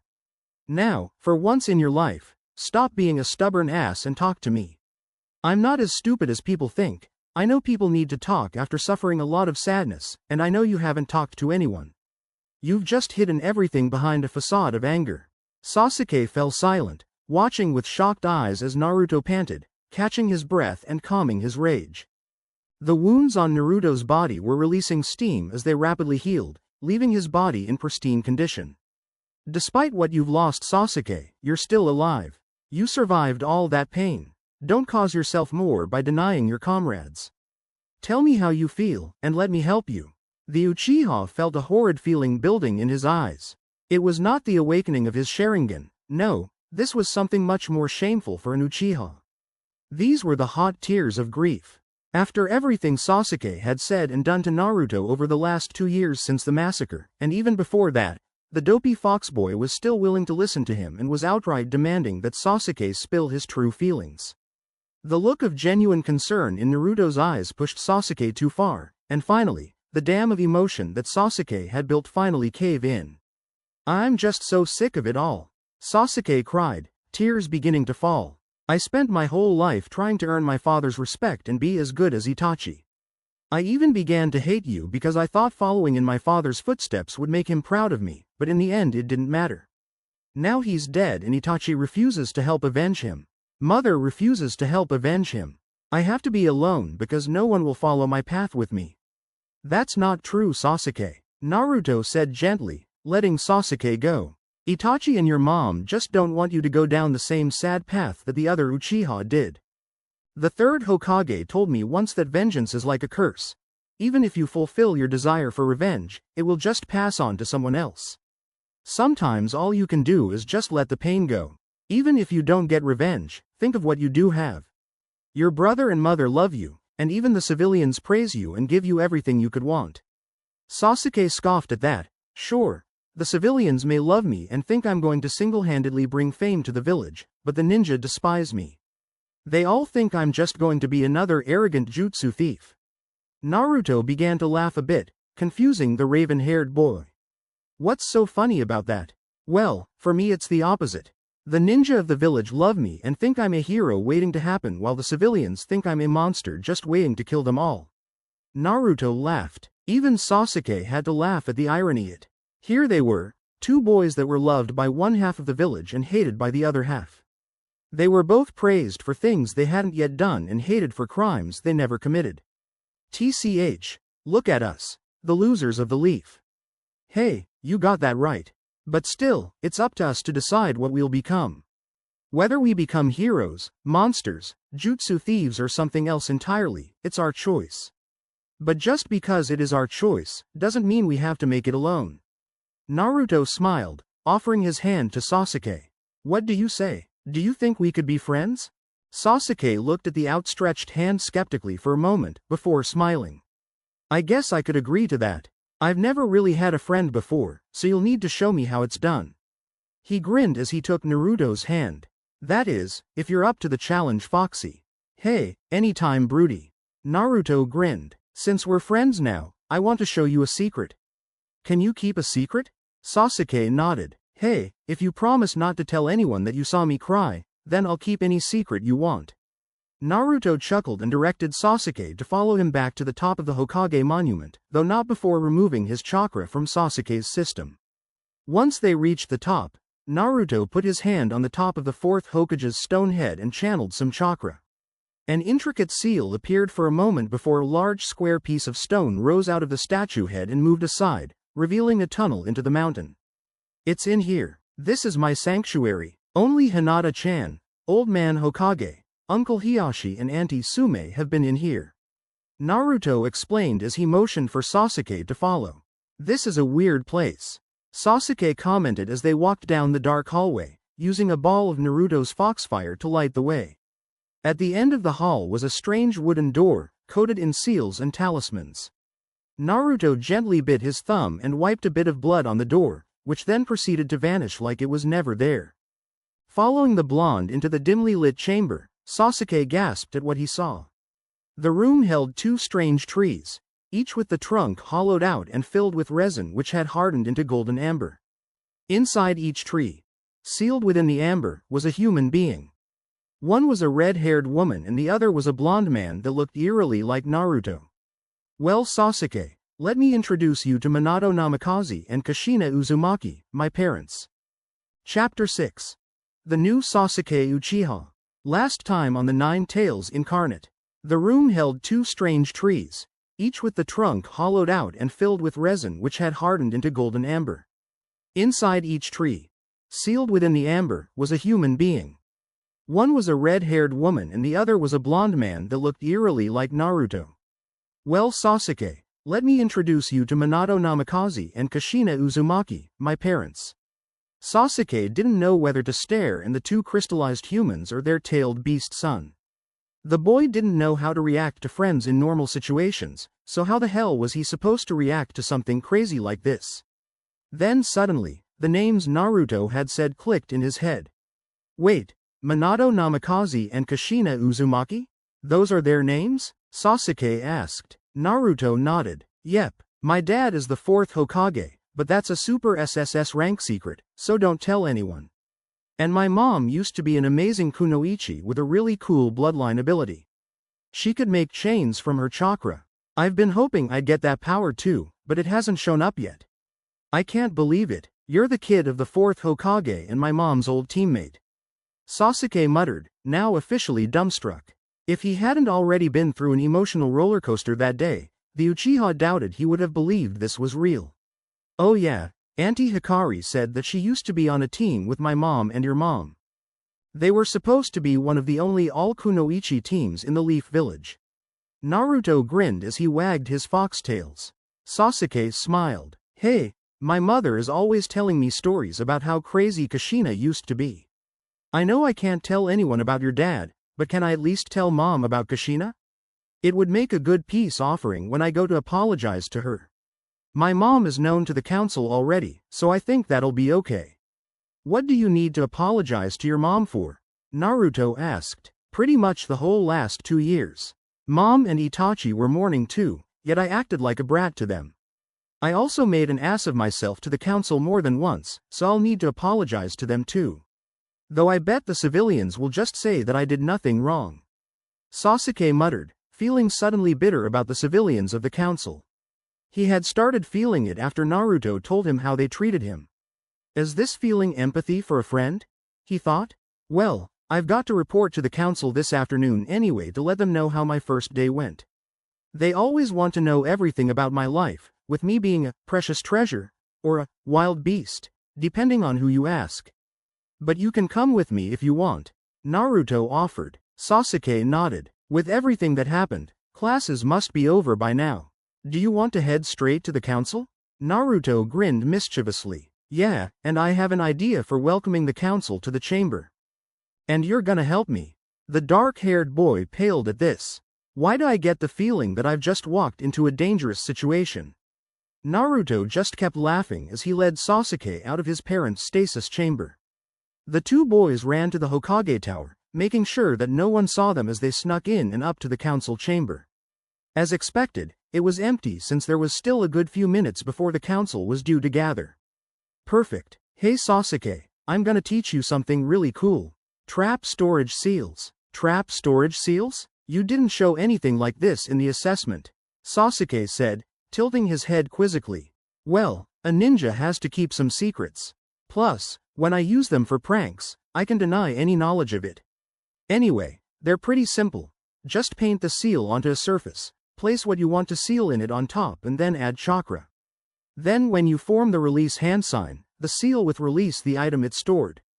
Naruto explained before showing a drawing of the seal to Sasuke. Sasuke examined it closely for a few minutes before nodding. Okay, I've got it. But what are we gonna put in them? Naruto smirked and revealed a handful of small bomb-like objects. These are my Naruto special. Here's what we're going to do. Paint the seals on the ceiling above the Elder Council, Civilian Council and Jonin Haruno's seats. I've got something else planned for the clan heads and the rest of the Jonin, so I'll handle them. Sasuke nodded and took the Naruto special bombs and some ink and a seal brush from Naruto. The Uchiha didn't know where he got these from, since they'd never fit in the blonde's green shorts and his shirt had no pockets. Ignoring this for now, Sasuke got to work on his part of the prank. It didn't take him long, and once he'd finished all the seals and placed the bombs in them, Naruto did a couple of hand signs and made both his and Sasuke's seals vanish. The Uchiha boy was about to comment on this when he noticed black ink on the end of each of Naruto's tails. You write seals with your tails? He asked. Yep, with 9 tails and 2 hands, I can make 11 seals all at once. Besides, my tails are steeped in tailed beast and Uzumaki chakra, which makes them great for seals. That brush I gave you was made from the fur on my tails too, Datbeo. Naruto grinned, letting his vocal tick out again. He didn't do it often anymore thanks to a bit of training from Hiyashi, but it still came out when he was excited. Sasuke looked at the brush in his hand, and sure enough he could see some familiar gold coloring beneath the ink on the brush. He offered it back to Naruto, but the tailed beast boy shook his head. "Consider it a gift," was all he said before directing Sasuke to follow him out of the room. After waiting on the roof of the Hokage Tower for 15 minutes, an Anbu with a cat mask appeared before the idly chatting Naruto and Sasuke. "Naruto Uzumaki, the Leaf Council requests your presence," she said. "Thanks Neiko, I'll head there now." Naruto smiled. Neiko nodded and disappeared in a flicker. "Well Sasuke, ready for the show? Hey, this should be good. What's the signal for me to release my seals?" Sasuke asked with a smirk. "It'll be when I say, cake. If I say that word, drop the seals." Naruto grinned like a Cheshire cat. The two boys excitedly ran to the council chambers, pausing so that they could compose themselves and not give away their plan. "All right, showtime." Naruto pushed open the doors and walked in, Sasuke following close behind and shutting the doors behind him. Not only was the entire council gathered, but Makoto Uchiha, Hikari Hyuga, Iruka Amino and Mizuki were all waiting as well, likely to hear about the fight between Naruto and Sasuke.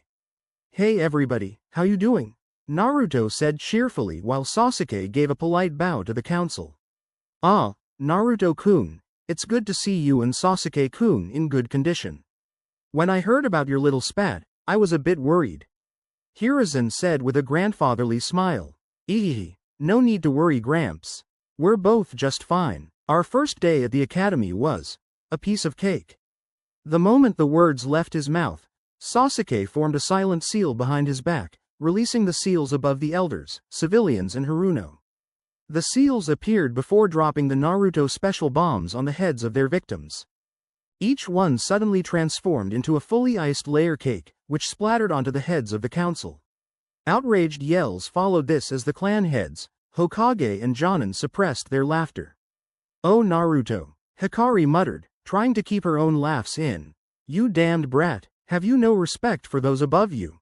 Jonin Haruno spat, wiping the cake from his purplish-pink hair. "Actually, I think you'll find Naruto was not the maker of those seals," Danzo said with a small smile as he stood up, suspiciously cake-free unlike his fellow elders.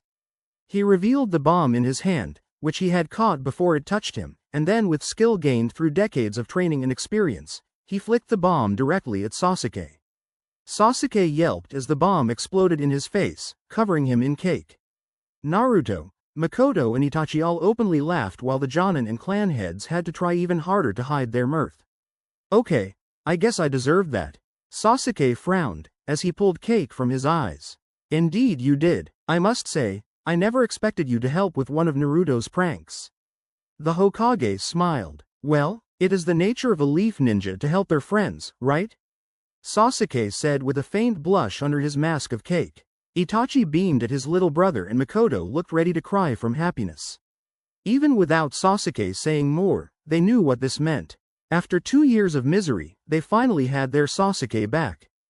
"Wait, Uchiha-sama really did help make these damn things? I can't believe that," Homura growled. "Well, Naruto made the bombs, Sasuke helped make the seals. It was his chakra that made them and he was the one who released them," Danzo said with a laugh. Secretly, he was elated. With Sasuke and Naruto now friends, if Danzo's plan to keep Naruto loyal ever failed, they'd have an Uchiha close to him that could hopefully tame him. "Oh, that reminds me," Naruto said, activating his own seals. A series of small pops could be heard and a single rose fell onto the desk in front of each of the clan heads and friendly Jonin. "Ever the showman, eh Naruto?" Kakashi said with an eye smile as he threw the rose at Naruto's feet. The others followed suit and Naruto bowed like an actor on a stage. At a bit of urging, Sasuke rolled his eyes and joined in. "If your ninja career ever fails, at least you have a good backup as a stage magician," Sasuke teased. Yes, this little show was amusing, but it is time to get serious." "Naruto, clean up," Hiruzen ordered. Naruto simply nodded and formed another hand seal. Instantly, All the cake and roses transformed into a single leaf each, which Naruto quickly dashed about and picked up. At Sasuke's curious look, Naruto grinned. It's my fox transformation, leaf charm. I can turn leaves into anything I want by pouring in some chakra. Pretty cool, huh? With the leaves gathered, Hiruzen had Naruto describe everything that happened on his first day at the academy, from the introductions to the assessment tests, to the fight with Sasuke and what happened afterwards. He only left out the visit to his parents' stasis chamber, but he did mention telling Sasuke who his mother was, which made Makoto ecstatic. Sasuke looked disappointed and regretful through much of report, though he perked up when Naruto said that he and Sasuke were now good friends. I see, you had quiet the day. Iruka. Sasuke-kun. Anything to add? Hiruzen asked, keeping a neutral expression. No. Hokage-sama, Naruto told you everything. Though I will say that seeing Sasuke now compared to how he was earlier, it is hard to believe they're the same person. He seems genuinely remorseful, Iruka said. I see. And Sasuke-kun, do you have anything to say for yourself? Even if you made up afterwards, you did attack Naruto-kun outside of a sanctioned match, and that is a serious offense. Hiruzen said firmly. The civilians began to look panicked. They didn't want to see their hero being punished just for attacking the demon boy. Hokage-sama, surely given his emotional trauma you can forgive this, can't you? We all know that as was the 9 tails that began the unrest with the Uchiha which led to Sasuke-sama's suffering, so is it any wonder he attacked the Creed boy? Haruno said. That is not an excuse, shouted Sasuke, much to the council's surprise. Naruto is not the same 9 tails that caused the Uchiha's problems. He even told me that he'd have given his life to save the innocents slaughtered by Shisui. Naruto is a ninja of the leaf and my friend, so I won't let you treat him like a monster. Naruto smiled broadly and put a hand on his friend's shoulder. Thanks Sasuke, that means a lot to me. The civilians were too shocked to argue against Sasuke, and both the clan heads and the friendly Jonin began to wonder if they had misjudged the young Uchiha. Sasuke, Itachi began. Does this mean you have let go of your hatred? He asked hopefully. I can't say that I don't still hate Shisui. It still hurts so much whenever I think about what he did. But, it's not right to act the way I did. I am sorry. I am truly sorry for everything I have done, Sasuke said, bowing his head to the entire council. Please, forgive me. Makoto couldn't keep her emotions inside anymore and burst into happy tears as he ran forward and embraced her son, whom for the first time since the massacre, returned the hug with tears of his own. Hiruzen sighed and shook his head, relieved that Sasuke was not being consumed by hatred any longer. The old man just wished it hadn't taken a fight with Naruto to snap him out of it. Sasuke, the old Hokage began. I visited you before you signed up for the academy. I asked what you would do with the skills you cultivated as a ninja. Has that answer changed? Still in his mother's grasp, Sasuke nodded with a new, determined look. Yes, Hokage-sama, I still want to hunt down Shisui, but not for revenge. I want to bring him back to the leaf to face justice for what he's done. And, I want to fight and grow stronger so that I can protect the village and my friend. Naruto's got it in his head that he can just throw his life away all the time to save others, so I'm going to get stronger so he doesn't have to get himself killed. Naruto laughed a bit, but gave a grateful smile to his new friend. Thanks Sasuke, and you don't have to worry, when you go after Shisui, I'll be right by your side. If it's the two of you, I think you may actually succeed.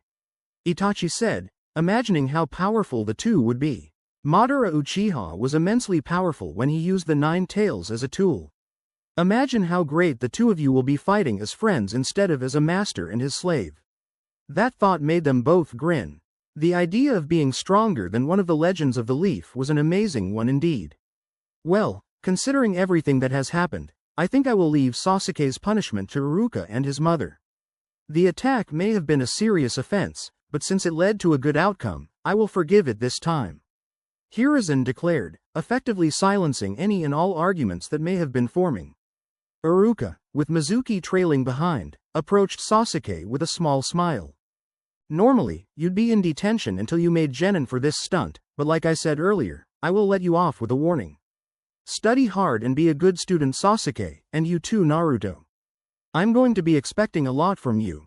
Oh, and after the assessment test, The two of you are tied for the top shinobi position, and Hinata is currently occupying the top kunoichi position. You should be proud, Hyuga-sama. Hiyashi and Hikari both wore proud smiles as they nodded their thanks to the departing teacher. Unfortunately, Naruto wasn't so glad. Damn, I was supposed to get ramen with Hinata-chan after class. I forgot all about it. She's going to be so mad, he said fearfully. It can't be that bad. Hinata seemed pretty even-tempered to me. Sasuke commented. Oh no, Sasuke, you have no idea how worked up my eldest daughter can be when she gets mad. Hiyashi grinned, knowing he was teasing Naruto. I passed her on the way here and she did not look happy. Naruto went white as a sheet and bolted out the door. Sasuke just stared in the smoke he'd left in his wake before the blonde boy suddenly ran back and grabbed him. If I'm getting it from Hinata-chan, then so are you, Naruto declared before dragging the Uchiha off with him to meet their fate. The parents among the council laughed to themselves. Oh, to be young again. When Naruto and Sasuke reached the Hyuga compound, they found a Hyuga maid playing with a little girl with long brown hair and cute round face. Naru-kun, Naru-kun. The 2-year-old Hanabi shouted, running over to the blonde boy. Nada-ne-chan's mad at you. That made Naruto gulp. If even little Hanabi could tell Hinata was upset, then Naruto's goose was cooked. Now Hanabi-chan, came a sickeningly sweet voice from inside the house. You don't want to spoil the surprise now, do you? Naruto and Sasuke paled as Hinata walked out into the yard, wearing a smile that meant something very unfortunate was about to happen. Naruto-kun, Sasuke-kun, let's have a little talk, Hinata said, activating her Byakugan. The two boys' screams could be heard throughout the village for a long time afterwards. Chapter 7. Graduation Day Part 1. Since that busy first day at the academy, Iruka's class of ninjas in training steadily moved through the next 5 years at the academy. Just like with every generation of students, many of the civilian children dropped out, until of the 5 starting classes of 30 students each, only a single class of 20 remained. Iruka had been the most popular teacher with the students that year, so he was selected to run the class and he certainly rose to the challenge. The Jonin were claiming this was the most talented class since the village's founding. Naruto and Sasuke's friendship had been going strong through the last 5 years, to the point that they were best friends and it was rare to see one without the other. Hinata also welcomed Sasuke into her group of friends, after showing him exactly why the Hyuga were so feared.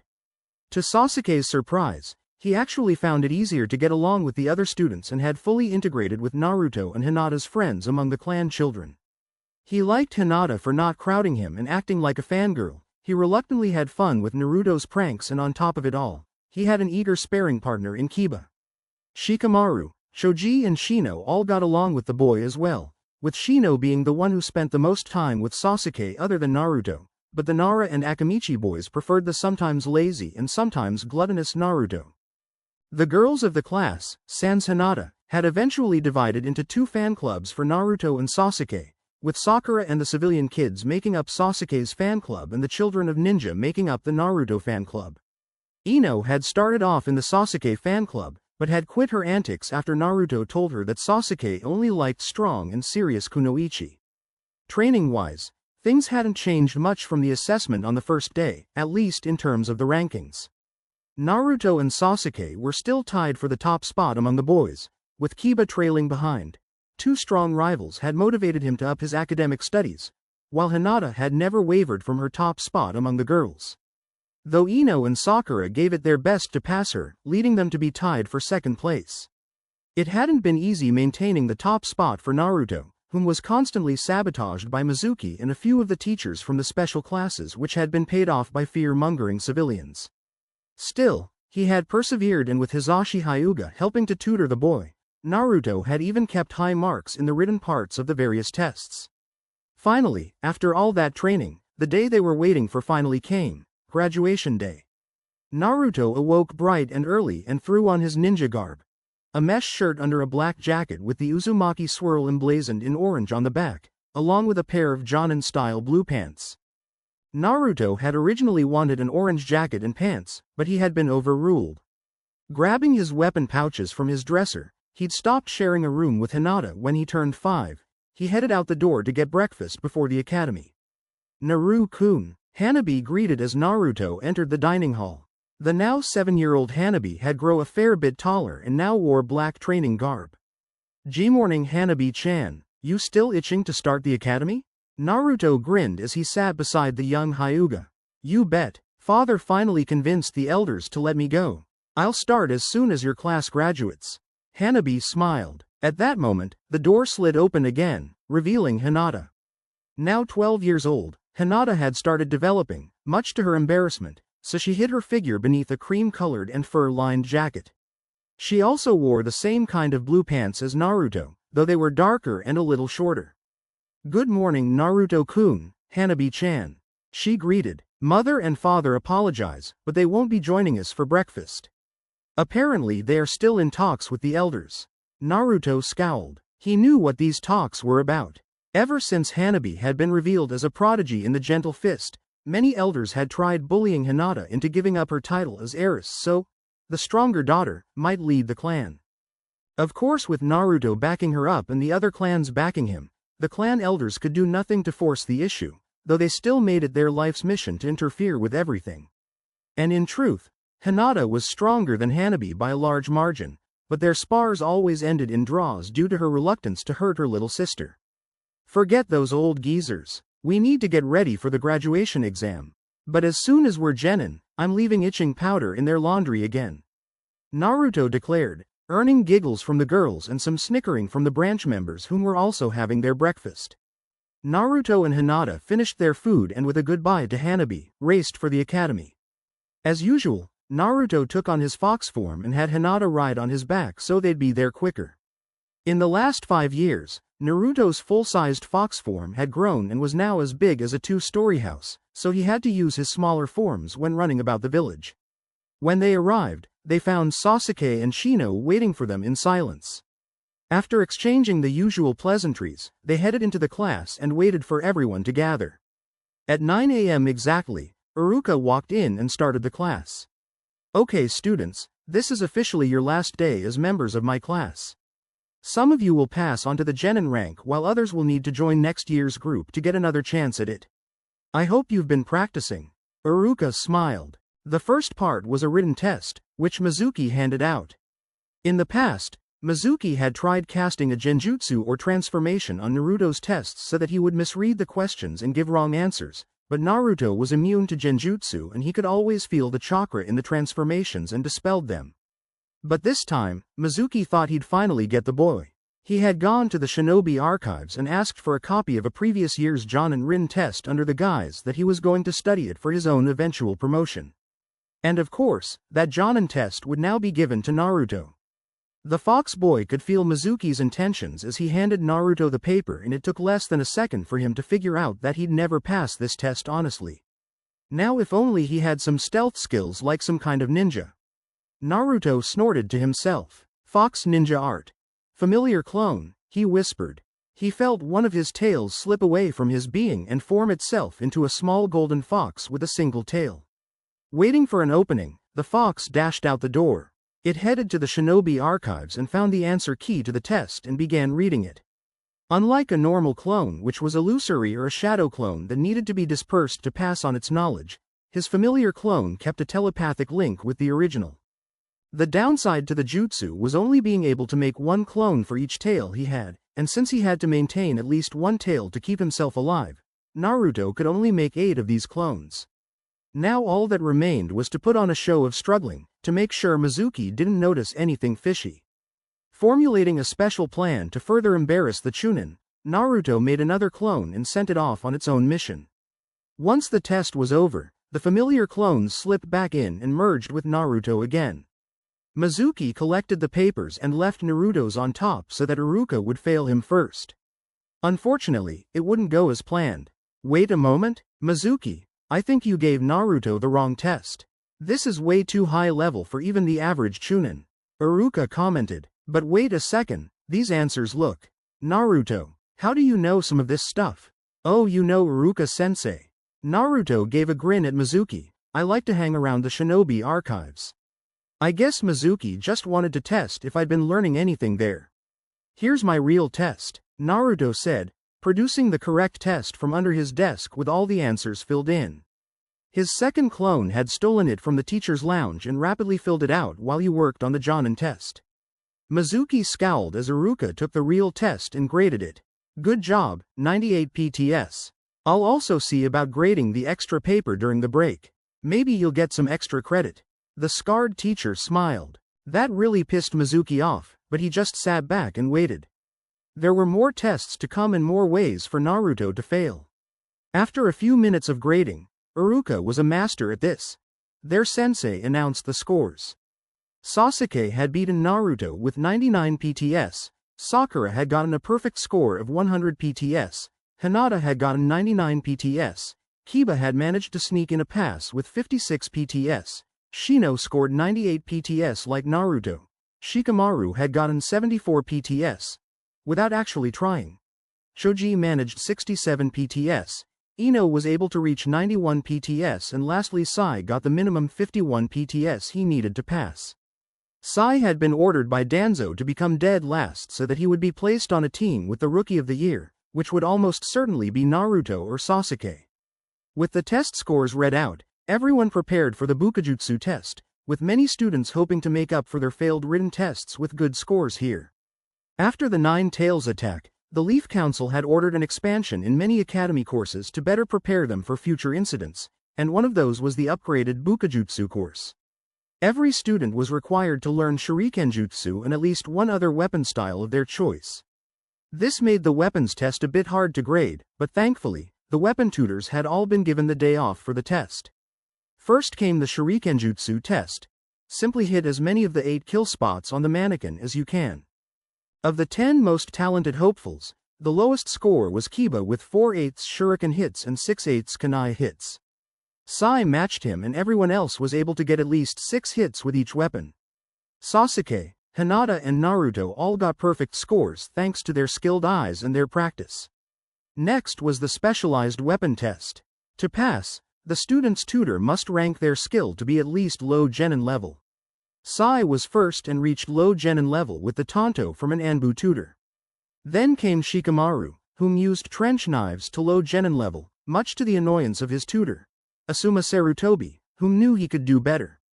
Choji used a bow staff similar to his father's while Ino used a spear, and both managed high genin scores from Choza Akamichi. Shino opted to use 2 miniature crossbows that were hidden in his sleeves and was able to use them to high chunin level thanks to his father, Shibi Aburame's tutelage. Kiba and Naruto went next, since they had chosen the same weapon, clawed gloves, since they complemented their fighting styles. Sume Inuzuka had been their tutor, though it was Hana, Kiba's sister, that had come to judge them in the place of her mother. Kiba went first and donned his gloves, which were bigger and bulkier than Naruto's. In mere seconds, he shredded the target dummy and left only a tattered pile of wood and cloth. He was scored as a low jonin with them by his sister, whom looked fairly proud. Naruto went next and his gloves were much smaller and only had metal parts on the actual claws and a single plate on the back of the hand. Despite the smaller size, Naruto was able to wield them just as well and he joined Kiba with a low jonin score. Hinata went next and her weapon was a bow, which she had trained in with her mother. Another Hyuga was here today to judge her, since Hikari was busy with the clan elders, but it didn't matter to Hinata. Present or not, she'd make her mother proud. Wielding her ivory white bow, Hinata dashed around the target dummy and riddled it with arrows. 3 hit the head at different angles, 2 hit the throat, 2 more hit the heart, 1 hit the back, which would have severed the spinal cord, and a final arrow hit the dummy below the belt, which made the boys in the class shudder. She was scored at high chunin, which Hinata was happy to accept. Sasuke and Sakura were the last of the skilled students to show their skills. Sasuke had opted to learn swordsmanship, specifically with a Chikudo-style blade, from Hayate Gecko, and he had taken to it like a fish to water. He was able to destroy his dummy with precise and high-speed strikes, leaving no wasted moves, which earned him a mid-jonin level skill. Sakura, on the other hand, had surprised many when she revealed that her skill with twin Tontos held in the reverse grip managed to get her a high chunin score from her uncle Kazuki, whom watched with a stoic expression as the pink-haired girl sliced apart her dummy. The rest of the students either managed low to mid-genin level, if they passed at all, with katanas or dual blades, which had been chosen because they looked cool, and not because they complemented the student's style. Many students who had done badly in both the written and bukajutsu tests were allowed to leave at this point, as they wouldn't be able to make up enough points in the last 4 tests to pass. Genjutsu was by far the hardest test for most of the students, as much of this generation had little talent for it. Sasuke, Sakura, Hinata, Ino and Shino were all able to cast genjutsu of their own and could escape Iruka's genjutsu within 3 seconds. Shikamaru, Choji and Sai were able to break the jutsu within 5 seconds and Kiba took 8, while everyone else took at least 10 seconds if they managed to break out at all. Naruto, of course, was immune to the genjutsu, but since he couldn't cast one either, he was given a high, though not a top score. Fuinjutsu was next, and to Iruka's surprise, only 9 students were able to pass. Sai purposely flunked this so that Naruto wouldn't suspect Sai's ability if the emotionless boy ever needed to seal him, while the clan kids had been given extensive seal training when they helped Naruto with his pranks. Each of them was able to make a storage seal, a smoke seal, a basic explosive tag and a basic chakra sealing tag. Naruto went one further and created a seal that would allow one to store chakra to replenish themselves with later, as well as a gravity seal and paralysis seal. Sakura did the second best in sealing, which surprised Naruto, since the pink-haired girl rejected any of his attempts to help her. Perhaps her uncle trained her? The lunch bell rang and everyone went out to eat, with Naruto and the clan children grouping together to eat as usual, with Sakura and Sai tagging along. Man, these tests are so boring. I was hoping they'd be a little more exciting, Kiba said, Akamaru barking in agreement. The best tests are after lunch, the ninjutsu and taijutsu tests. Sasuke said with a grin, looking forward to having a rematch with Naruto in the taijutsu tournament. He felt it would be a good way to show how far he'd come from the first day. Yeah, I can't wait. It's been ages since we've had a good fight, Naruto said. Naruto, you've fought each of us at least once in the last week. Sai helpfully pointed out, a week is a long time for me, Sai. And besides, what was with you flunking the Fuinjutsu test? I showed all of you how to do those seals like 100 times. The blonde grumbled, HMPH. Don't flatter yourself, Foxboy. I passed all on my own. Sakura sneered, right, Sasuke-kun? Much of the group scowled at the girl. She was always fawning over Sasuke and pretty much did nothing else, aside from badmouthing Naruto. No one knew why she had such an axe to grind with the lovable prankster. Unlike some of the other kids who hated him, she had no relatives that died in the Nine Tails attack. She wasn't born until a month later and her parents had died in a construction accident a year after. Sasuke had tried to use her love for him to correct her behavior, but it never worked. It was a shame too, since if Sakura was nicer to Naruto, Sasuke would probably have asked her out. She was a fairly strong kunoichi after all, and he thought she was pretty cute. Sasuke just sighed and ignored her while the conversation picked up again. After the lunch hour was up, Iruka called everyone back and told Naruto that he had gotten a perfect score on the Jonin test, though Naruto asked that he not get extra credit.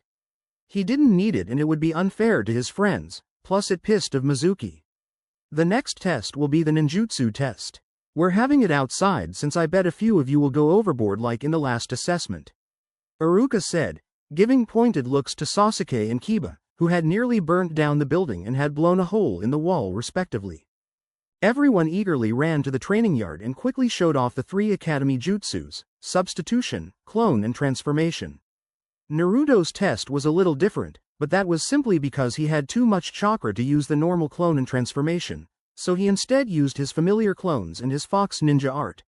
Soul transformation, which was a solid version of the normally illusory transformation. But then came the fun part of the test. Okay everybody, now we'll do the extra credit portion of the test. Anyone with extra ninjutsu to show can perform them to earn extra points. This won't affect if you graduate, but it may influence your final ranking in the class. Iruka explained. Eagerly, the rookie 10 stood up and prepared to show their jutsu. For the most part, it was simply the clan children demonstrating their family jutsus, but there were a few additions. Instead of activating and using her Byakugan, Hinata flew through a series of hand signs before declaring, Water Style, Water Swallow, and shooting a series of small water birds from the ends of her fingers. The water birds shot towards the target before swooping at the last second and flying around the target to land a blow from the back. Sasuke decided to simply obliterate the target with Fire Style, Phoenix Flower Jutsu, leaving nothing but a pile of ash. Sakura further surprised everyone with ninja art.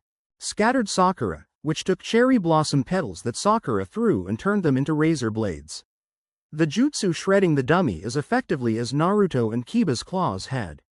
Whoa, that was awesome, Sakura. Naruto praised, extending the proverbial olive branch.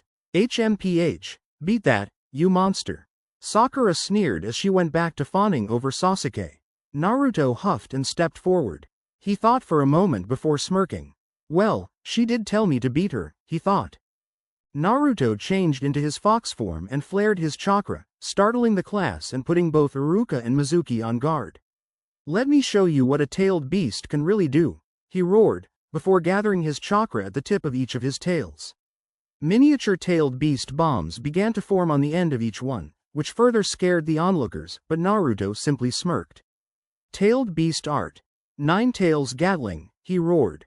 In an instant, countless smaller blasts of chakra shot from each tailed beast bomb and sent them crashing into the entire field of dummies, vaporizing each one and leaving a small crater where they used to be. Panting slightly at the exertion, Naruto dismissed the bombs and turned back to his human form before walking over to Sakura. Well, Pinky, how was that? He asked with a cocky smirk. Naruto, what was that? Iruka asked, looking between the boy and the destruction he caused. Oh, that's my current trump card. I gather chakra at my tails, like if I wanted to make a tailed beast bomb, then fire it off in small bursts. Since my chakra is always connected to me, I can direct each mini blast. Takes a lot of concentration though, Naruto explained. Iruka just sweat dropped. It was a good thing he had Naruto go last. Well, never mind that for now. I think it's safe to say you all passed. Now, let's head over to the sparring ring for the final test, the taijutsu test. Chapter 8. Graduation Day Part 2. Last time on the 9 Tails Incarnate. Oh, that's my current trump card. I gather chakra at my tails, like if I wanted to make a tailed beast bomb, then fire it off in small bursts. Since my chakra is always connected to me, I can direct each mini blast. Takes a lot of concentration though, Naruto explained. Iruka just sweat dropped. It was a good thing he had Naruto go last. Well, never mind that for now. I think it's safe to say you all passed.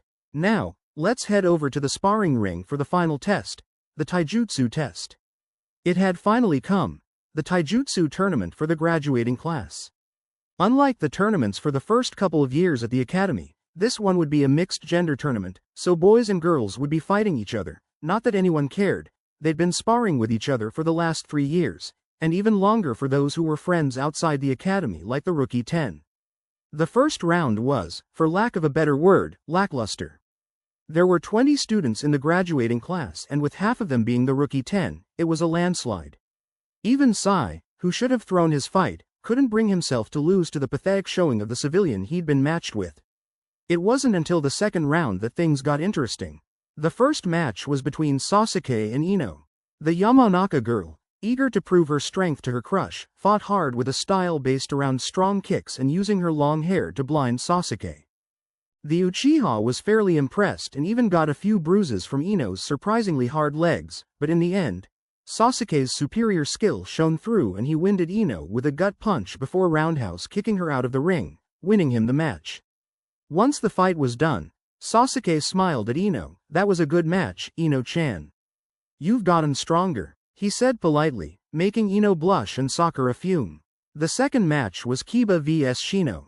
It wasn't a hard-fought battle, since Kiba was a taijutsu specialist and Shino was more of a hide and sneak attack type, but he managed to hold his own and earned himself some claw wounds for his effort before he lost. Unfortunate, was all the Aburame said.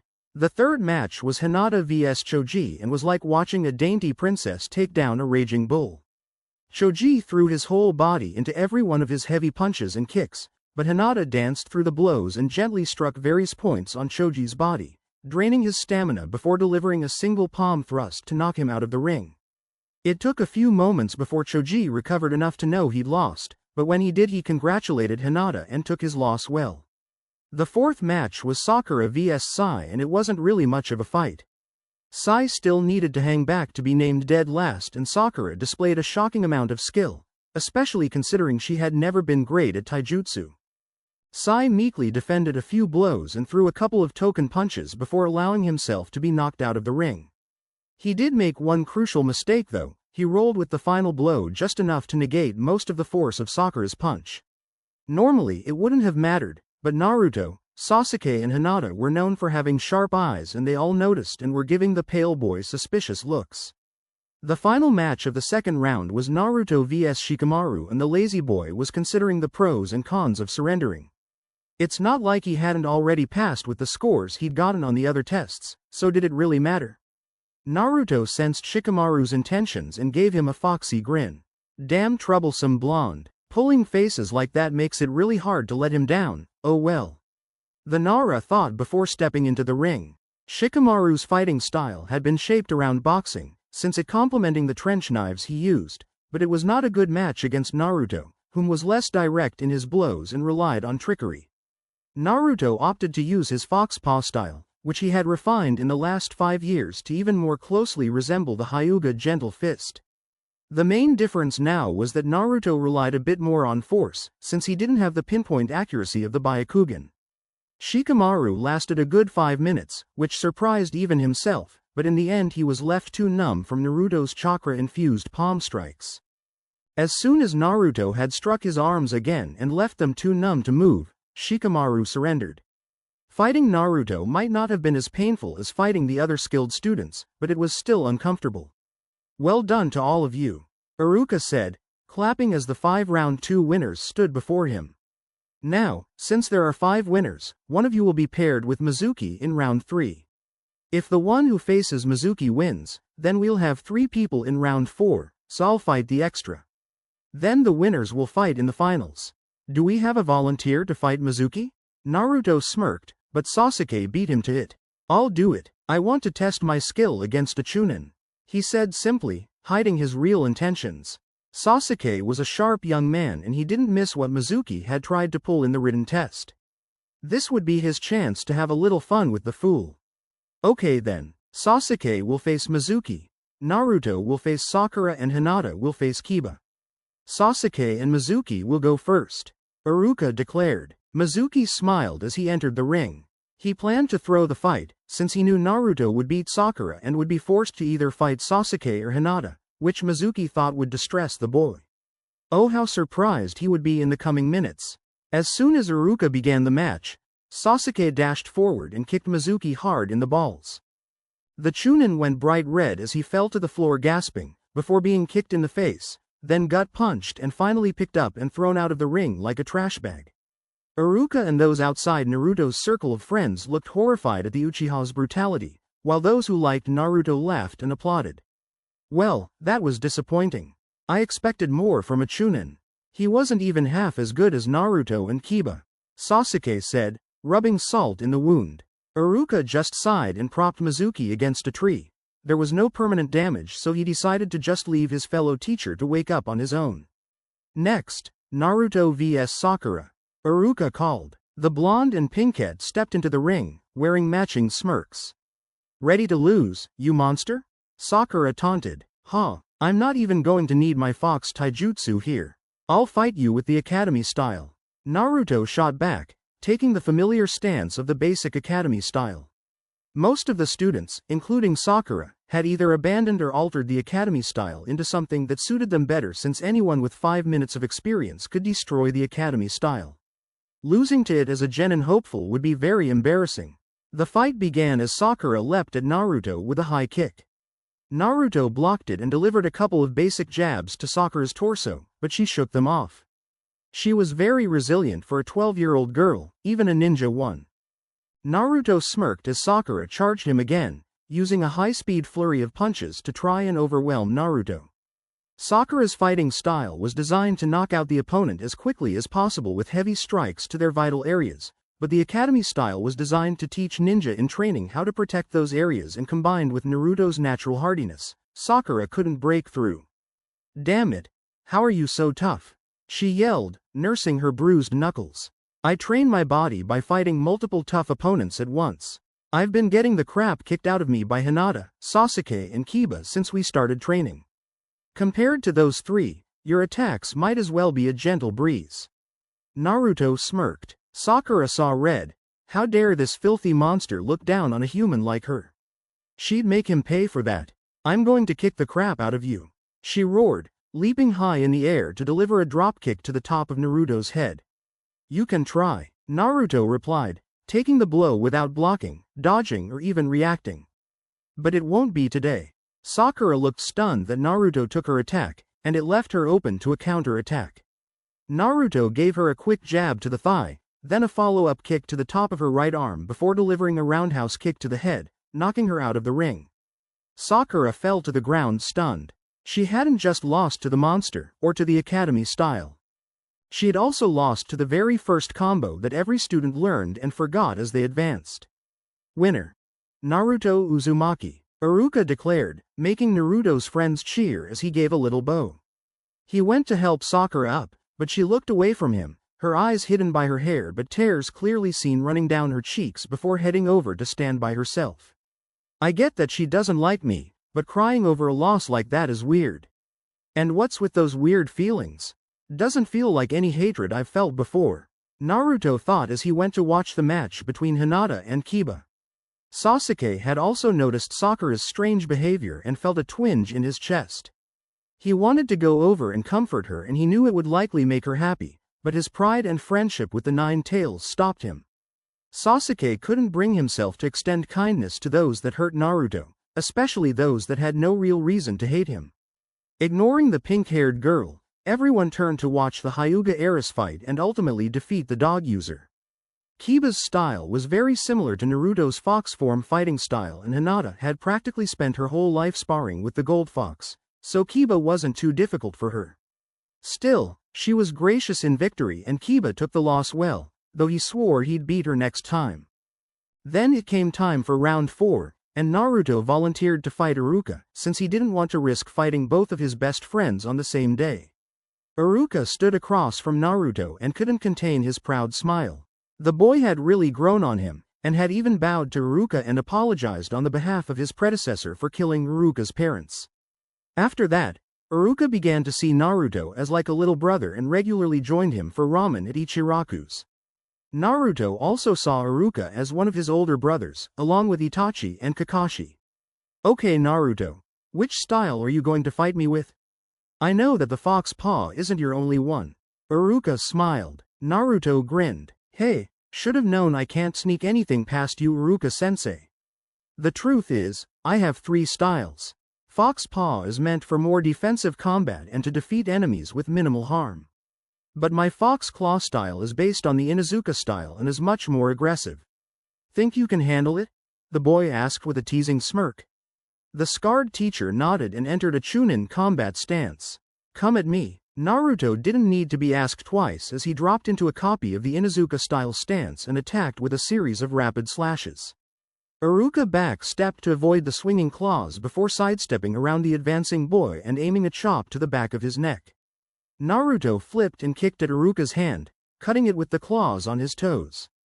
Iruka cursed himself for forgetting that all of Naruto's nails, not just the finger ones, could sharpen into claws, but he wasn't given the time to dwell on his mistake as Naruto put his hands on the ground and spun himself around, striking Iruka's right side with a devastating spin kick.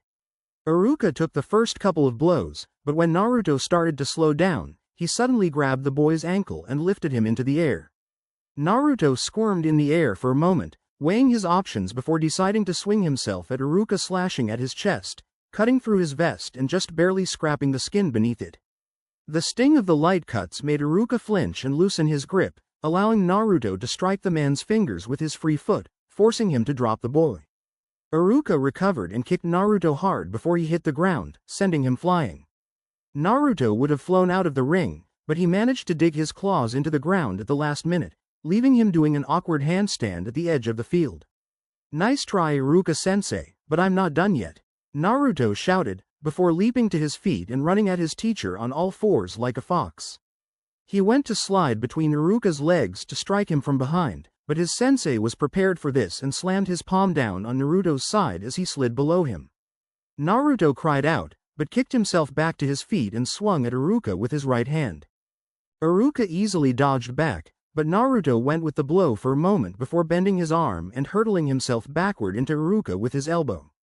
Iruka blocked it with both hands, but the force of the blow pushed him back a bit before Naruto leapt away to gain distance.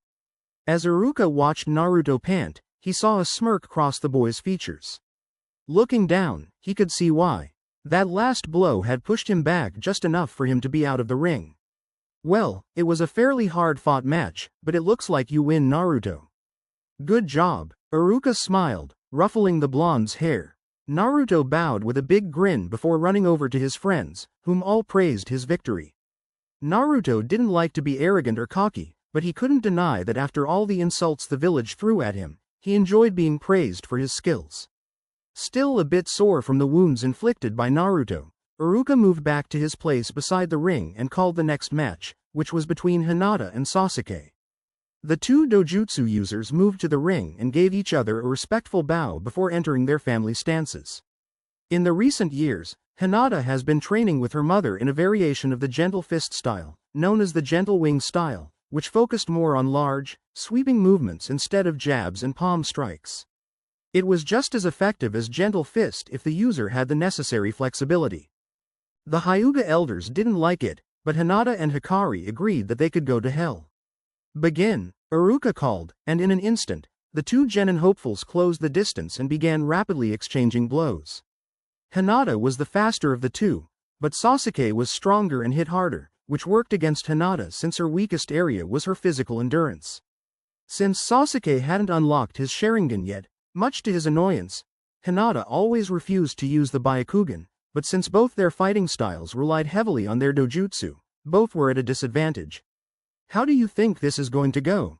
Kiba asked his friends. Sasuke is really tough, but I think Hinata-chan will win. Naruto answered. I'm not so sure. Shikamaru said. Sasuke has had more experience using his style without the accompanying dojutsu, not to mention Hinata has had less experience with her newer style. I think it'll be close, but Sasuke will get the win. Ino grinned. Wow, should I invite you to the Sasuke fan club, Shika? She teased. Troublesome blonde, I'm merely stating the most likely outcome from the information I have at hand. The lazy boy replied. Just as Shikamaru had said, Sasuke began to claim a slight lead on Hinata, slowly pushing her back. Deciding it was all or nothing, Hinata prepared her newest technique. Gentle wing. Four-feather dance, she yelled before leaping at Sasuke with her arms held out like wings. Chakra in the shape of feathers lined the underside of each arm and she swung them at Sasuke's four limbs. The chakra feathers acted like blades attached to Hinata's arms and completely shut off the chakra flow to each of Sasuke's limbs. Damn it, Sasuke growled as he lost feeling in all his limbs. When did you learn that? Hinata began panting hard. I learned it while training with Mother. It's an early answer to the 8 trigrams, 4-palm move. Unfortunately, it takes a huge amount of both chakra and control. Sasuke nodded. Well, it was a great move. But I'm afraid this fight is over now. Rahhhhh. The boy roared as he forced chakra back into his limbs, shattering the blocks that Hinata had placed on his chakra network.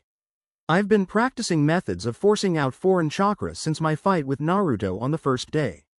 It takes almost all my chakra to do it, but at least I can move now. Now I'll show you my technique. Oh no, Hinata cried, unable to move from the exhaustion of her last move. Sasuke leapt in the air and called out, Uchiha style, Heavenly Talon, before focusing all his remaining chakra into his right leg and descended down onto the field with his right foot extended and his left foot tucked beneath him. Naruto and the others watched with horror. If that move hit Hinata, she could be seriously hurt. Sasuke knew this, and instead of aiming directly for Hinata, he aimed at the ground just a couple of feet in front of her. He smashed into the ground with huge force, creating a crater and a shock wave that blasted the weakened Hinata out of the ring. Winner. Sasuke. We'll have a short break so Sasuke can recover a bit before we move on to the last round. Iruka instructed as he watched Sasuke and Naruto rush over to help Hinata up, which made Sakura more than a little jealous. Why does Sasuke-kun care so much about the monster and Hinata? It would make it so much easier for me if he'd just hate them, she thought bitterly. Meanwhile, with Hinata, Sasuke and Naruto were both praising her on a well-fought win, with Naruto gushing over how cool her new move was, and how it made her look a bit like an angel or a swan. Sasuke agreed, though in a more held-back way, simply saying that the move was amazing. Naruto used some of his chakra to replenish both Hinata and Sasuke, so that the two boys could fight at full power in their last match. When the break was over and Iruka called them both into the ring for the final match, Sasuke decided to surprise everyone. "Naruto, I want to fight you in your fox form. At least the human-sized variant," he said simply. "Are you sure about this? My fox form is a lot stronger, it's not something I like to use in fights with friends." Naruto replied. Sasuke nodded. "I know, but in this fight, don't think of me as your friend. I want you to fight me seriously as a fellow ninja. And if I'm ever going to be able to call myself your equal, I need to be able to face you at your best." Naruto paused for a moment before nodding seriously. It was an unusual expression on the usually jovial-tailed beast, but if his friend and rival wanted to face him as equals, then he would do as he asked. In a burst of chakra, Naruto was replaced by his fox form, whom from head to toe was roughly the length of an adult male human. His 9 golden tails were each as long as his body and swayed behind him. Iruka watched the boys nervously. The whole class was anticipating a big and showy match and were making small bets with each other over who would win. Many asked Shikamaru for his input, since he had been right with Hinata and Sasuke, but he simply told them that it was impossible to predict with these particular two. Swallowing hard, Iruka stepped forward. "Okay. The final match between Naruto and Sasuke will now begin." Unlike the earlier fights, neither fighter budged an inch other than getting into their stances. Naruto was poised to pounce, with his claws and teeth bared, his fur puffed up and his 9 tails all stretching out behind him, spreading out from each other so each tail could be clearly seen. Sasuke took a slightly altered version of the standard interceptor-style stance, which Sasuke had modified to better fight his bestial opponent. Unlike their first fight, this wasn't going to devolve into a brawl or escalate into a full-on jutsu match. This was a simple battle with each fighter expressing a single thought with their entire being. For Sasuke, this was, "I will prove that a human can stand as equal to a tailed beast." For Naruto, this was, "I will fight you with my all, not as a tailed beast, but as a ninja of the leaf." The inevitable clash finally came, with both closing the distance in a single bound. Sasuke struck first, aiming a kick to Naruto's underside with the hopes of knocking him skyward where Sasuke would have an advantage. Naruto avoided the kick and dashed to Sasuke's side, where he could kick at Sasuke like a bucking horse. The kick landed and really did have the force of an angry stallion, but Sasuke channeled a bit of chakra to his side to cushion the blow and stop his ribs from being cracked. With the blow's damage made manageable, Sasuke was able to endure it and grab Naruto's legs with the intent of swinging him around and throwing him out of the ring. Naruto clawed at the ground and wrapped his tails around Sasuke, but the Uchiha was strong enough to remove the fox from the ground and begin swinging him around. "Crap, he's gonna throw me out. Think fast. Wait, I know what to do," Naruto thought, suddenly donning a foxy grin. He unwrapped his tails and positioned them around Sasuke, like each one was the fang of a beast and the Uchiha was in its jaws. Focusing chakra to each tail tip, Naruto quickly jabbed the tails into the 8 vital points on Sasuke's body, with the 9th being poised to help Naruto catch himself when Sasuke released him. Normally, a blast of chakra to each of the vital points would kill the recipient of the attack, but the chakra was severely scaled back and the tails had only jabbed lightly, stunning Sasuke and making his body spasm for a moment. But that moment was all Naruto needed and Sasuke involuntarily released his prisoner, whom went flying out of the ring. "Hope this works," Naruto thought before unleashing a burst of chakra from his 9th tail. The chakra acted like a massive gust of wind and shot Naruto back into the ring even faster than he'd been thrown out. He aimed himself and slammed his head into Sasuke like a human, or fox, missile. Unfortunately, Sasuke was still stooping down after ejecting Naruto's chakra, so instead of his stomach, Naruto smacked into his head. There was a resounding donk, as their heads smashed together and both fell to the ground with swirls in their eyes. Neither moved and after a quick check from Iruka to make sure they were both still breathing, the teacher burst into laughter and announced, "Double ko." The class quickly followed him in their laughter while Hinata, Ino and Sakura dashed forward to nurse the boys back to health. or at least consciousness, so that they could all go back inside for the final results of their graduation test. Back in their classroom, Mizuki watched the class while Iruka finished adding up the scores. Only 13 students had passed, and the 7 that had failed had already been quietly sent home with an invitation to join the next graduating class to try again. Eventually, Sasuke and Naruto came back to the waking world, though both had splitting headaches and complained about how hard the other's skull was.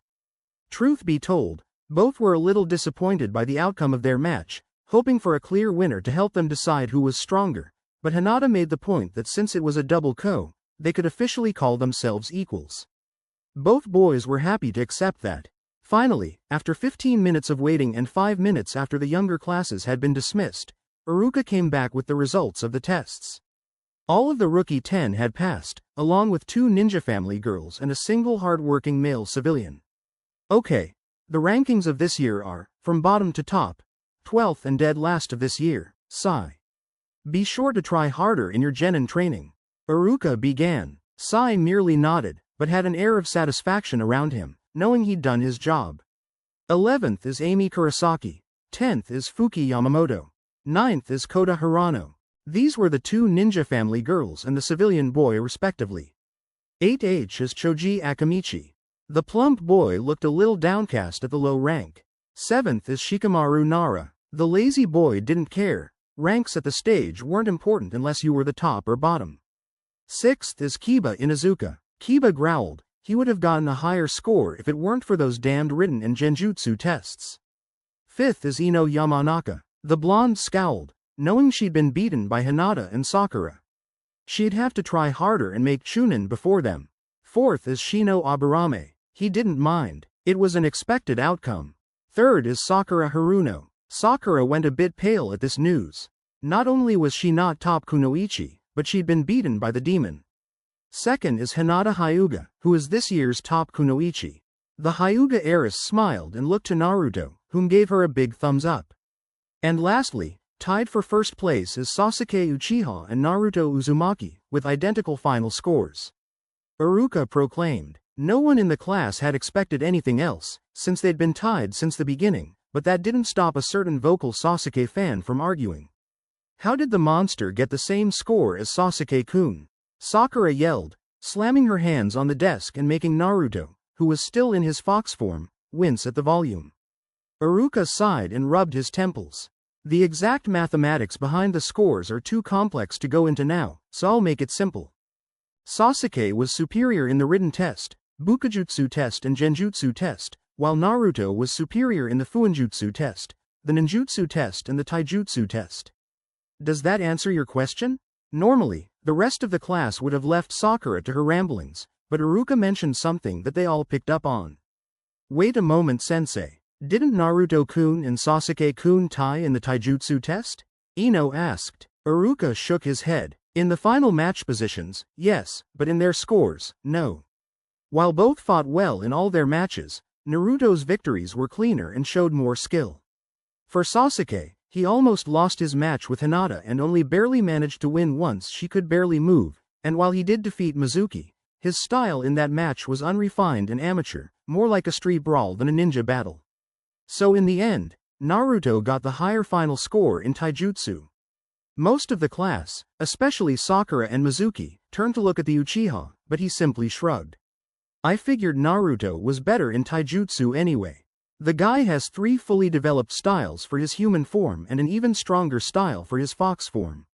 I'm happy to come second here. That actually brings me to my next point, Iruka said, pulling out 2 certificates and a medal. Normally, I'd give these certificates to the top shinobi and top kunoichi, with the higher scoring of the 2 also getting this medal and being named Rookie of the Year. But while Hinata's rank is obvious, for Naruto and Sasuke it isn't so simple. Naruto raised his hand. Hey sensei, why not name me top shinobi and make Sasuke Rookie of the Year? You'd be that willing to give up on that medal? You usually love shiny gold things. You're like a magpie. Sasuke smirked. Hey, I only like shiny gold because it matches my fur. And besides, I mainly want to be top shinobi so I form a pair with Hinata-chan. Naruto declared, trying to keep the faint blush from his cheeks. Hinata was bright red, but at least she didn't faint. Uruka just chuckled and accepted the compromise, before handing out the real prize of the day, their hidden leaf headbands. The rookie 10 all grinned wide, they were now officially ninjas of the village.